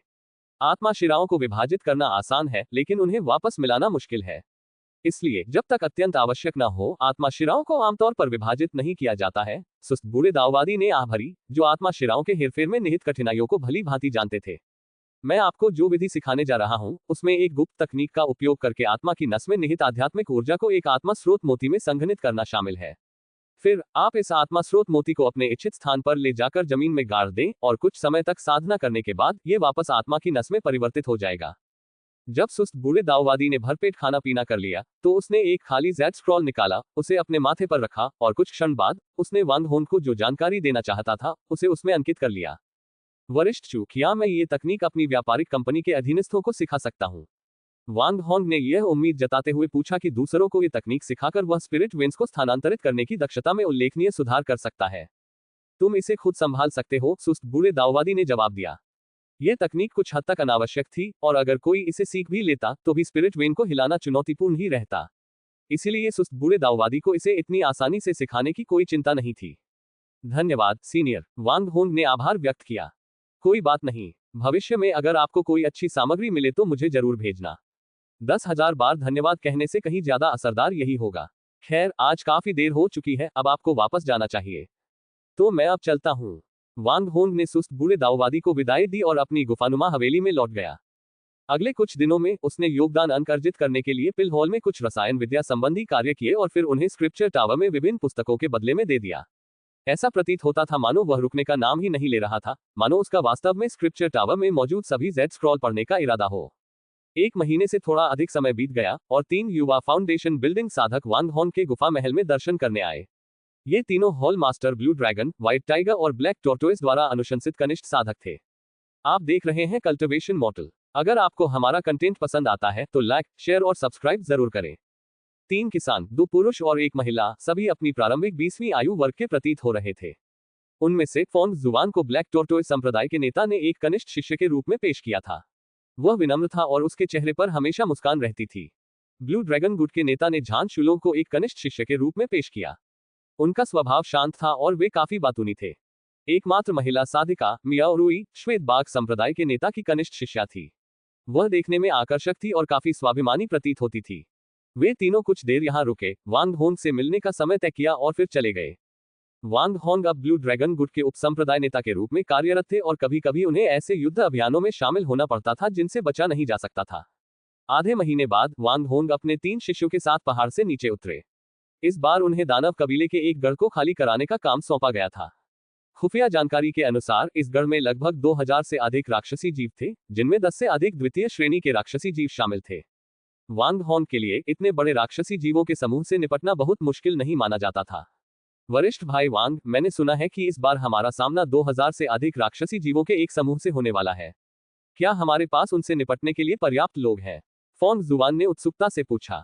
मानव शक्ति के मामले में स्वाभाविक रूप से हम इन राक्षसी जीवों से संख्या में कम है, लेकिन उनसे निपटना बहुत मुश्किल नहीं है, वांग होंग ने उत्तर दिया। ऐसा लगता है कि सीनियर ब्रदर वांग ने सब कुछ अच्छे से संभाल रखा है, झान शुलोग ने प्रशंसा करते हुए कहा। रास्ते में तीनों बातें करते और हंसते रहे, लेकिन मियाओ रुई को बातचीत में कोई दिलचस्पी नहीं थी। जल्द ही वे पर्वतीय घाटी के आधार पर पहुंच गए। वांग होंग उन तीनों का नेतृत्व करते हुए उन्हें लुओ झोंगजी से मिलवाया, जिन्होंने उनके लिए आवास और दैनिक आवश्यकताओं की व्यवस्था की। भीतरी घाटी में प्रवेश करते ही उन्होंने देखा कि कई चीज साधना करने वाले साधक एक समान और अनुशासित तरीके से अभ्यास कर रहे थे। ये प्रशिक्षण विधि साधना जगत में नई और अनसुनी थी। वे दर्जनों या सैकड़ों लोगों द्वारा एक साथ किए गए हमलों से उत्पन्न शक्तिशाली आभा को देखकर भी चकित थे, जिनमें से सभी बिना किसी चूक के अपने लक्ष्यों को भेद रहे थे। यदि ये सैकड़ों लोग एक साथ उन पर हमला करें, तो भी उनकी वर्तमान फाउंडेशन बिल्डिंग साधना स्तर के साथ भी इसका सामना करना मुश्किल होगा। लुओ झोंगजी ने उन तीनों के लिए भीतरी घाटी में रहने की व्यवस्था की और उन्हें कुछ आवश्यक सामग्री भी उपलब्ध कराई। वरिष्ठ भाई झान, मैंने आज मोटे तौर पर अनुमान लगाया है कि इस भीतरी घाटी में कम से कम 90 फाउंडेशन बिल्डिंग साधक हैं। पिछली जानकारी में केवल 60 से अधिक फाउंडेशन बिल्डिंग साधकों का उल्लेख था, इसलिए लगता है कि हमने अनुमान गलत लगाया था। गोल्डन कोर एल्डर्स समेत सभी लोग उसके धोखे में आ चुके हैं। वह हर बार केवल 30 से 40 लोगों को ही भेजता है और ज्यादा से ज्यादा एक बार में 60 फाउंडेशन बिल्डिंग कल्टीवेटर भेजता है। बाहरी दुनिया का मानना था कि उसके पास ज्यादा से ज्यादा 60 के करीब ही फाउंडेशन बिल्डिंग कल्टीवेटर है। मैंने ये भी देखा कि इस घाटी में फाउंडेशन बिल्डिंग के साधक ची कल्टीवेशन के साधकों की तरह ही प्रशिक्षित होते हैं और प्रतिदिन अभ्यास करते हैं। मुझे उनकी विशिष्ट युद्ध क्षमताओं के बारे में पक्का पता नहीं है, लेकिन हमें कल पता चल जाएगा। उनकी संख्या कितनी भी हो या उनकी ताकत कितनी भी हो, हम योजना पर कायम रहेंगे। अगले दिन वांग होंग ने भीतरी घाटी से 40 फाउंडेशन बिल्डिंग साधकों और 60 ची साधना साधकों को इकट्ठा किया। वे किंगशु संप्रदाय के ब्लू ड्रैगन हॉल के ध्वजवाहक के रूप में एक मध्यम आकार की उड़ने वाली नाव पर सवार होकर दानव कबीले के जमावड़े स्थल की ओर रवाना हुए। ब्लू ड्रैगन हॉल के उपसंप्रदाय नेता बनने के बाद वांग होंग की यह पहली लड़ाई थी। वे तीनों उड़ने वाली नाव के डेक पर खड़े होकर देख रहे थे कि 100 लोगों की यह टीम 2000 से अधिक राक्षसी जीवों के समूह का सामना करने वाली है। वे बेचैनी महसूस करने से खुद को रोक नहीं पा रहे थे। उन तीनों को ही दानव कबीले से अग्रिम मोर्चे पर लड़ने का अनुभव था और वे जानते थे कि राक्षसी जीव युद्ध में निर्भीक होते हैं। 1 दर्जन से अधिक द्वितीय श्रेणी के राक्षसी जीवों के नेतृत्व में 1000 से अधिक प्रथम श्रेणी के राक्षसी जीवों से निपटना संभवतः टीम के लिए भारी जानमाल के नुकसान का कारण बनेगा। जैसे ही फ्लाइंग बोट एक चोटी के पास पहुंची, उन्होंने लगभग 10 फीट के पंखों वाले कई विशालकाय भूरे पक्षियों को चोटी के चारों ओर चक्कर लगाते और उड़ते हुए देखा। जब एक उड़ने वाली नाव पास आई तो दर्जनों पक्षी चीखते हुए उसकी ओर उड़ गए। मुझे उम्मीद नहीं थी कि ये दानव कुल के समुद्री जीव होंगे। इन्होंने इतने कम समय में ही पूरे पूर्वी झो साधना क्षेत्र को पार कर लिया है, फोंग जुआन ने इन राक्षसी जीवों को पहचानते हुए कहा। किंगजू संप्रदाय पूर्वी झो साधना क्षेत्र के सबसे पश्चिमी छोर पर स्थित था, इसलिए यहाँ इन समुद्री जीवों की उपस्थिति इस बात का संकेत थी कि इस क्षेत्र में कोई भी सुरक्षित स्थान नहीं बचा था। समुद्री जीव अपनी तीव्र उड़ान गति के लिए जाने जाते थे और अक्सर पहली लहर के बाद दानव कबीले की ओर से लगातार अतिरिक्त सैनिकों की एक धारा आती रहती थी। जैसे ही दर्जनों समुद्री जीव पास आए, उड़ने वाली नाव पर सवार 60 ची साधना करने वाले साधकों ने एक साथ अपनी उड़ने वाली तलवारें बुला ली। 60 उड़ने वाली तलवारें निकली और पल भर में आकाश से खून की बारिश होने लगी, क्योंकि दर्जनों समुद्री जीव शोकपूर्ण चीखें निकालते हुए जमीन पर गिर पड़े। इस हलचल ने तुरंत ही अन्य समुद्री जीवों को आकर्षित किया और उनमें से 200 से अधिक का एक बड़ा समूह उनकी ओर उड़ गया। करीब आने के बजाय उड़ने वाली नाव वहीं स्थिर रही और चुपचाप समुद्री जीवों के आने का इंतजार करती रही। जब समुद्री जीवों का ये समूह पास आया तो तलवारों जैसी छायाओं का एक और झिलमिलाता समूह आकाश में छा गया, जिससे एक विशाल जाल बन गया। 200 समुद्री जीवों में से कोई भी इस विशाल तलवार के जाल के हमले से बच नहीं सका। पल भर में ही वे सब मर गए। घटनाक्रम के इस मोड़ ने शिखर पर मौजूद समुद्री जीवों को पूरी तरह से भयभीत और क्रोधित कर दिया। एक तेज चीख के बाद 2000 से अधिक समुद्री जीव उड़ने वाली नाव की ओर दौड़ पड़े। झान शुलोग और बाकी दोनों घबराए हुए थे, उनकी मुट्ठियां भींची हुई थी। इस समय समुद्री जीवों के झुंड से घिरे होने से युद्ध में उन्हें बहुत नुकसान हो सकता था। उन्होंने कई बार लड़ाई में शामिल होने के बारे में सोचा, लेकिन अपने आसपास के ची साधना करने वाले साधकों के शांत व्यवहार को देखकर उन्होंने खुद को रोक लिया। इसी क्षण लुओ झोंगजी ने आदेश दिया और उड़ने वाली नाव तेजी से पीछे हट गई। नाव में सवार 40 फाउंडेशन बिल्डिंग साधक एक साथ बाहर निकल आए और 20-20 लोगों के 2 समूह बना लिए। ये दोनों टीमें किनारों से उड़ती हुई समुद्री जीवों के झुंड को घेर लेती थीं, जबकि फ्लाइंग बोट सामने से हमला करती थी, जिससे समुद्री जीवों का ध्यान उनकी ओर आकर्षित होता था। 20-20 साधकों की दोनों टीमें किनारों और पीछे से समुद्री जीवों का वध करती रहीं, जबकि आगे के समुद्री जीव उड़ने वाली नाव का पीछा करते हुए अपने पीछे लाशों का ढेर छोड़ते चले गए। जब तक आगे के समुद्री जीवों को यह एहसास हुआ कि उनकी संख्या कम हो रही है, तब तक बहुत देर हो चुकी थी। किनारों और पीछे की ओर मौजूद दोनों टीमों ने, साथ ही सामने मौजूद फ्लाइंग बोट ने, उन्हें प्रभावी रूप से घेर लिया था। ये लड़ाई अगरबत्ती जलने में लगने वाले समय जितनी ही देर चली और सारे समुद्री जीव नष्ट हो गए। वांग हॉन के किसी भी अधीनस्थ को कोई चोट नहीं आई। झान शुलोग और बाकी दोनों ये देखकर बेहद खुश हुए कि जिस लड़ाई को वे चुनौतीपूर्ण मान रहे थे, वह इतनी आसानी से समाप्त हो गई। उनकी आंखें उत्साह से चमक रही थीं। वे तीनों फ्लाइंग बोट से उतरे और टीम के सदस्यों के साथ मिलकर युद्ध क्षेत्र की सफाई की और समुद्री जीवों के शवों को स्टोरेज बैग में भरकर रख दिया। चूंकि ये समुद्री जीव अपेक्षाकृत बड़े थे, इसलिए लुओ झोंगजी ने पहले से ही बड़ी संख्या में भंडारण थैले तैयार कर रखे थे। क्या इन समुद्री जीवों के शवों के सबसे मूल्यवान हिस्सों को इकट्ठा करना ही काफी नहीं है? फोंग जुवान ने पास में मौजूद टीम के एक सदस्य से पूछा। आमतौर पर राक्षसी जीवों को मारने के बाद सभी लोग उनके सबसे मूल्यवान हिस्सों को इकट्ठा करते थे। जहां तक प्रथम श्रेणी के राक्षसी जीवों के मांस की बात है, तो उसका अधिकांश भाग युद्ध क्षेत्र में ढेर के रूप में जमा हो जाता था, इसलिए उसे फेंक दिया जाता था। उससे आध्यात्मिक भोजन बनाना सबके लिए असंभव था, और इसके लिए आध्यात्मिक भोजन के उस्ताद के कौशल की आवश्यकता होती थी। खाने के शौकीन के तौर पर हर किसी की सोच वांग हॉन्ग जैसी नहीं होती, और स्पिरिट मील्स बनाने के लिए विशेष विशेषज्ञता की भी आवश्यकता होती है। इसके बाद के समय में आसपास के क्षेत्र में राक्षसी जीवों की संख्या लगातार बढ़ती गई, और वांग हॉन्ग और उसके समूह को अधिक बार लड़ाइयों में शामिल होना पड़ा। झान शुलोग और उनके 2 साथी हमेशा उनके साथ युद्ध में जाते थे, अच्छे व्यवहार का प्रदर्शन करते थे और कोई भी दुराचार नहीं करते थे। हालांकि वांग हॉन्ग को पता था कि उन्होंने उसकी पीठ पीछे गुपचुप तरीके से एक ची साधना अभ्यासी को भर्ती कर लिया था। वांग हॉन्ग ने अनजान होने का नाटक किया और हमेशा की तरह अपना काम जारी रखा। इस समय झान शुलोग और उनके समूह में बेचैनी बढ़ती जा रही थी। उन्होंने ची साधना के सदस्य को भर्ती करने के लिए बहुत प्रयास किया था और काफी कीमत चुकाई थी।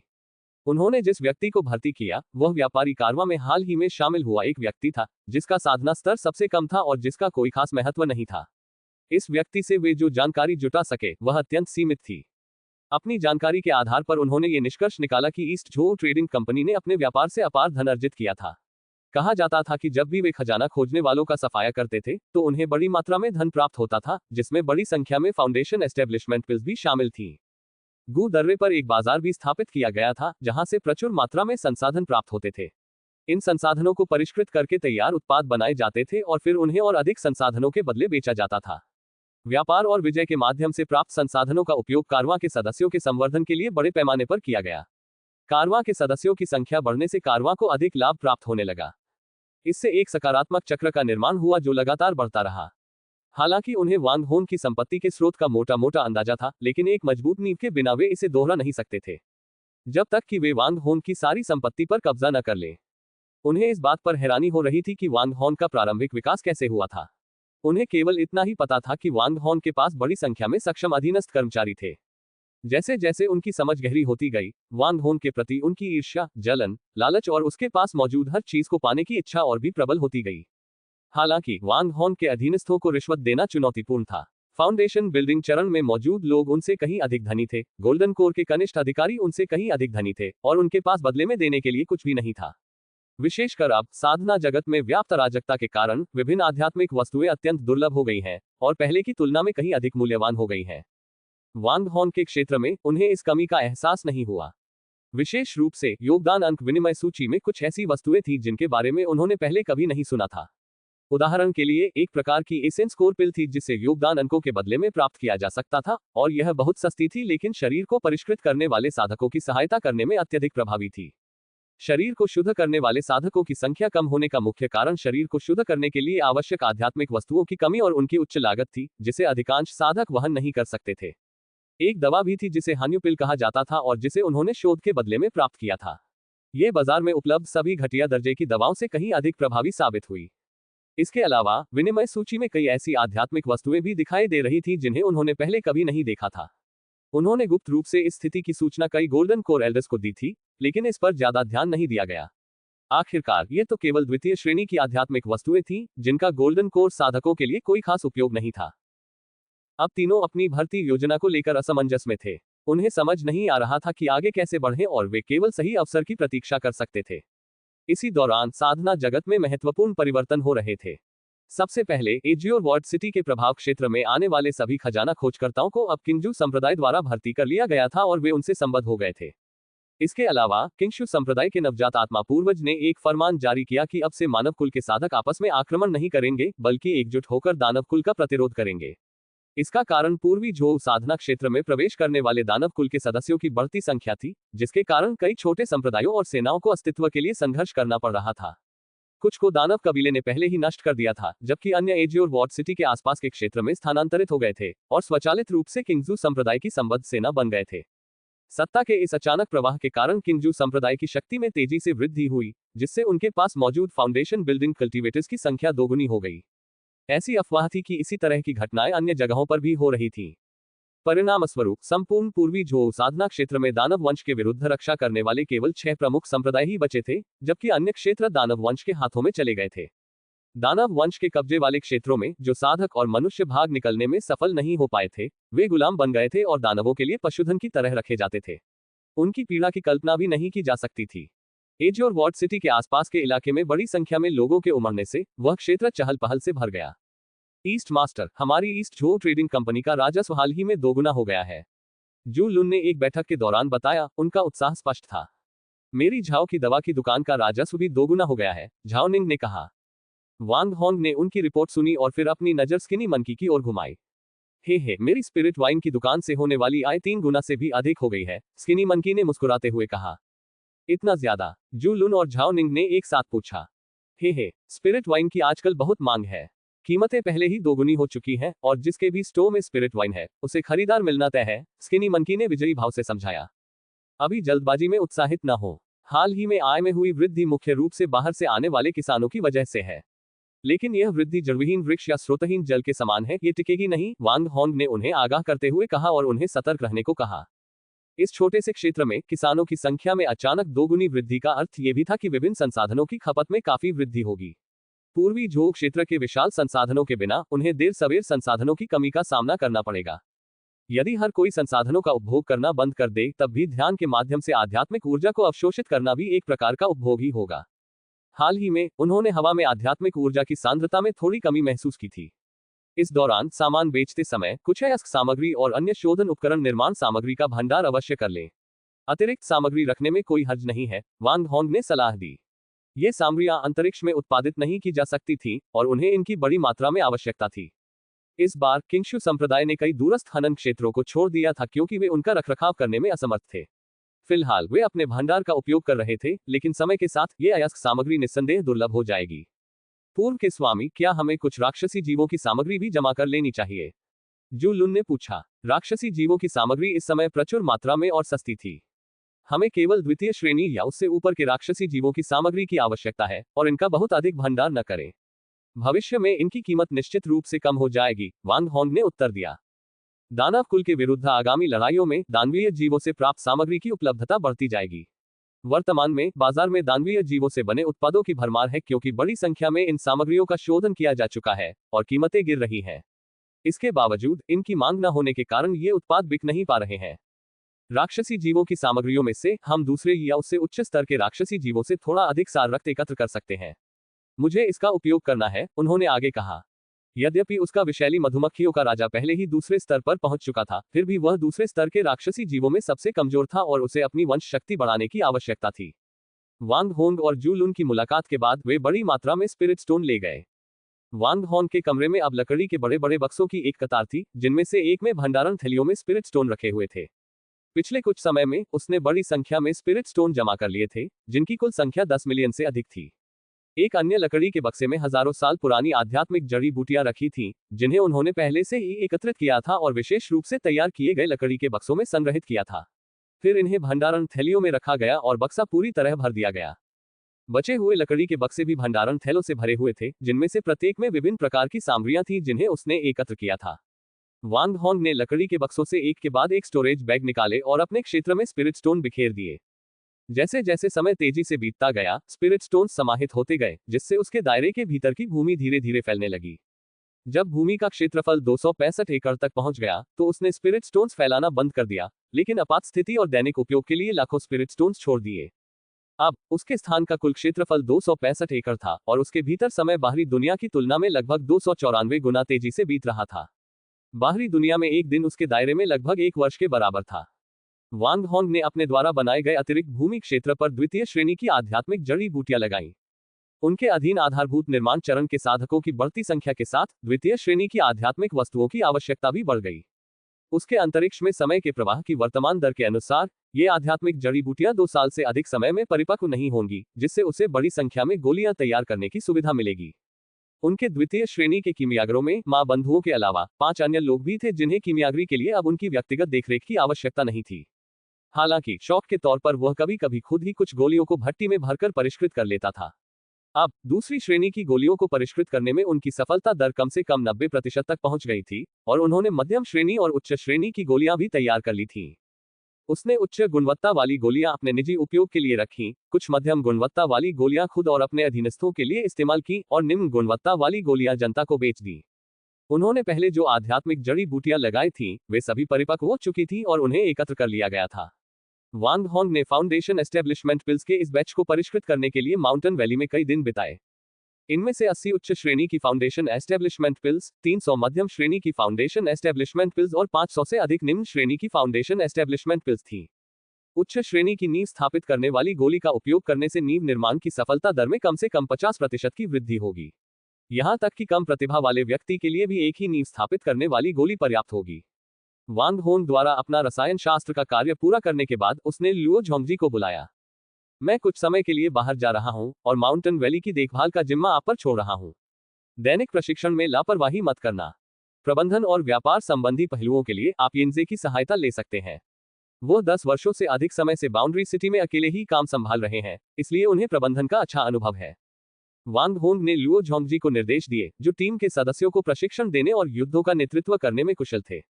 हालांकि जब व्यापार, व्यवसाय और उद्योग की बात आती थी, तो लुओ झोंगजी यिनजे की तरह कुशल नहीं थे, जो कई वर्षों से वांग होंग के अनुयायी थे और चरित्र और वफादारी के मामले में उन पर भरोसा किया जा सकता था। समझ गया। पूर्व के स्वामी, इस बार आप कहां जा रहे हैं और हम आपके लौटने की कब उम्मीद कर सकते हैं? लुओ झोंगजी को यिनजे की सहायता से कोई आपत्ति नहीं थी। वास्तव में उन्हें राहत मिली थी। पर्वतीय घाटी में बढ़ती जनसंख्या और विभिन्न बाहरी मामलों के कारण वे अत्यधिक व्यस्त थे। यिनजे द्वारा कुछ जिम्मेदारियों को साझा करना उनके लिए एक सुखद राहत थी। मैं ब्लैकस्टोन वैली मार्केट के पुराने स्थान पर जाने की योजना बना रहा हूं। वहां एक मध्यम आकार की स्पिरिट वेन है जो मेरे गुरु ने मुझे उपहार स्वरूप दी है। हाल ही में मैंने एक गुप्त तकनीक सीखी है जिससे मैं स्पिरिट वेन का एक हिस्सा स्थानांतरित कर सकता हूं। मैं इसे आजमाना चाहता हूं। पर्वतीय घाटी में आध्यात्मिक ऊर्जा की कुछ ही छोटी धाराएं थीं और वहां 100 से अधिक नींव निर्माण साधकों सहित सैकड़ों लोग निवास करते थे, इसलिए आध्यात्मिक ऊर्जा पर्याप्त नहीं रह गई थी। नींव निर्माण साधकों के लिए आध्यात्मिक ऊर्जा की सांद्रता नगण्य थी। लेकिन हेशी घाटी पहले से ही किंगशु संप्रदाय के प्रभाव क्षेत्र की सीमा पर स्थित है। वहां कई राक्षसी जीव हैं और इसे एक खतरनाक क्षेत्र माना जाता है। लुओ झोंगजी ने अपनी चिंता व्यक्त की। चिंता मत करो, मैं सुरक्षा के लिए और लोगों को साथ ले आऊंगा। वैसे भी मैं लिटिल पेन को माउंटेन वैली में छोड़ दूंगा। अगर कोई बाहरी खतरा आता है तो ये काफी मददगार साबित हो सकता है।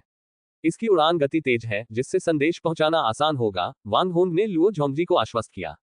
लुओ झोंगजी के साथ सभी व्यवस्थाएं करने के बाद वांग होंग ने अपने 40 अधीनस्थों का चयन किया और एक उड़ने वाली नाव पर सवार होकर रवाना हो गए। वेन लैन ने टीम का नेतृत्व किया और उनके साथ लिंग शुए और उनकी बेटी लिंग जू भी थी। वांग होंग ने पहले ही लिंग जू को नींव स्थापना की गोली दी थी, जिससे वह नींव निर्माण के चरण में सफलतापूर्वक आगे बढ़ सकी। जब वे अपनी उड़ने वाली नाव से हेशी घाटी पहुंचे तो उन्होंने पाया कि उस क्षेत्र पर शक्तिशाली राक्षसी जीवों के एक समूह का कब्जा था।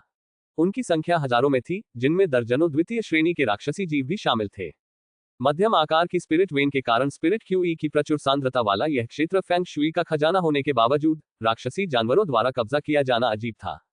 मौजूदा ताकत के अंतर को देखते हुए सीधा हमला कारगर नहीं होगा। बेहतर होगा कि हम उन्हें बाहर निकालें और एक एक करके खत्म करें, वेन लैन ने अपनी ताकत की तुलना करने के बाद सुझाव दिया। वांग होंग ने तुरंत इस योजना पर सहमति जताई। लुभाने का तरीका सरल था, उनमें से अधिकांश दूर छिप जाते थे जबकि कुछ राक्षसी जीव उनके पास जाकर 2-3 बार हाथ हिलाते थे। फिर ये कम बुद्धिमान राक्षसी जीव उनका पीछा करने लगते थे। उन्हें बस इतना करना था कि उन्हें दूर स्थित एक घात लगाकर हमला करने वाले क्षेत्र में ले जाना था जहां वे उन्हें जल्दी से हरा सकते थे।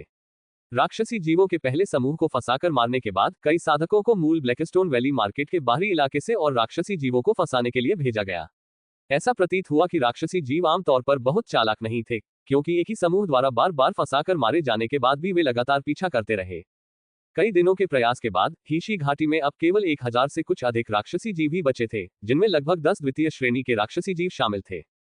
इस बार लुभाने और मारने वाली टीम के सदस्य घाटी के प्रवेश द्वार पर पहुंचे और उन्हें आसपास कहीं भी राक्षसी जानवरों के कोई निशान नहीं मिले। सब लोग मेरे पीछे आओ, चलो अंदर देखते हैं, लुभाने और मारने वाली टीम की लीडर यांग तेजू ने घोषणा की। बोलते ही वह अंदर दौड़ पड़ी। अपने नेता को अंदर आते देख टीम के बाकी 9 सदस्य तुरंत उनके पीछे पीछे चले गए। अंदर जाकर यांग तेजू का सामना राक्षसी जीवों के एक छोटे समूह से हुआ। वह अपने भेड़िए के दांतों से बने गदा को लहराते हुए आगे बढ़ी और तुरंत ही दूसरे दर्जे के एक राक्षसी जीव को मार डाला। बाकी लोगों ने भी उनका अनुसरण किया और कुछ ही क्षणों में उन्होंने राक्षसी जीवों के छोटे समूह का वध कर दिया। इस समय और भी राक्षसी जीव इकट्ठा होने लगे, लेकिन यांग तेजू उन्हें लुभाने के अपने मिशन को भूल गई प्रतीत हुई। उसने बिना किसी झिझक के अपने गदा से पास आते झुंड पर वार किया। जब अन्य साधक काफी देर तक घात लगाकर बाहर इंतजार करते रहे और उन्हें लुभाने और मारने वाली टीम वापस आती नहीं दिखी तो उन्हें संदेह होने लगा। अचानक उन्हें हेशी घाटी के अंदर से गर्जना सुनाई दी, मानो वहां अफरा तफरी मच गई हो। सब लोग मेरे साथ उड़ने वाली नाव में चलो, हम घाटी में जा रहे हैं। वेन लैन चिल्लाए और उड़ने वाली नाव में कूद गई। बाकी लोग भी जल्दी से उसके पीछे पीछे चल दिए। फ्लाइंग बोट ने तेजी से उड़ान भरी और सीधे हेशी घाटी की ओर चल पड़ी। अगर आपको सीक्रेट फार्मिंग स्पेस नॉवेल पसंद है और आप चाहते हैं कि पूरी सीरीज सबसे पहले और सबसे तेज पढ़ने को मिले, तो अभी हमारा टेलीग्राम चैनल ज्वाइन कर सकते हैं, सेल फोन विद एरो। सिर्फ 40 रुपए में सभी एपिसोड, सबसे तेज अपडेट, बिना किसी देरी के। देर मत कीजिए, अब कहानी का असली मजा वहीं मिलेगा।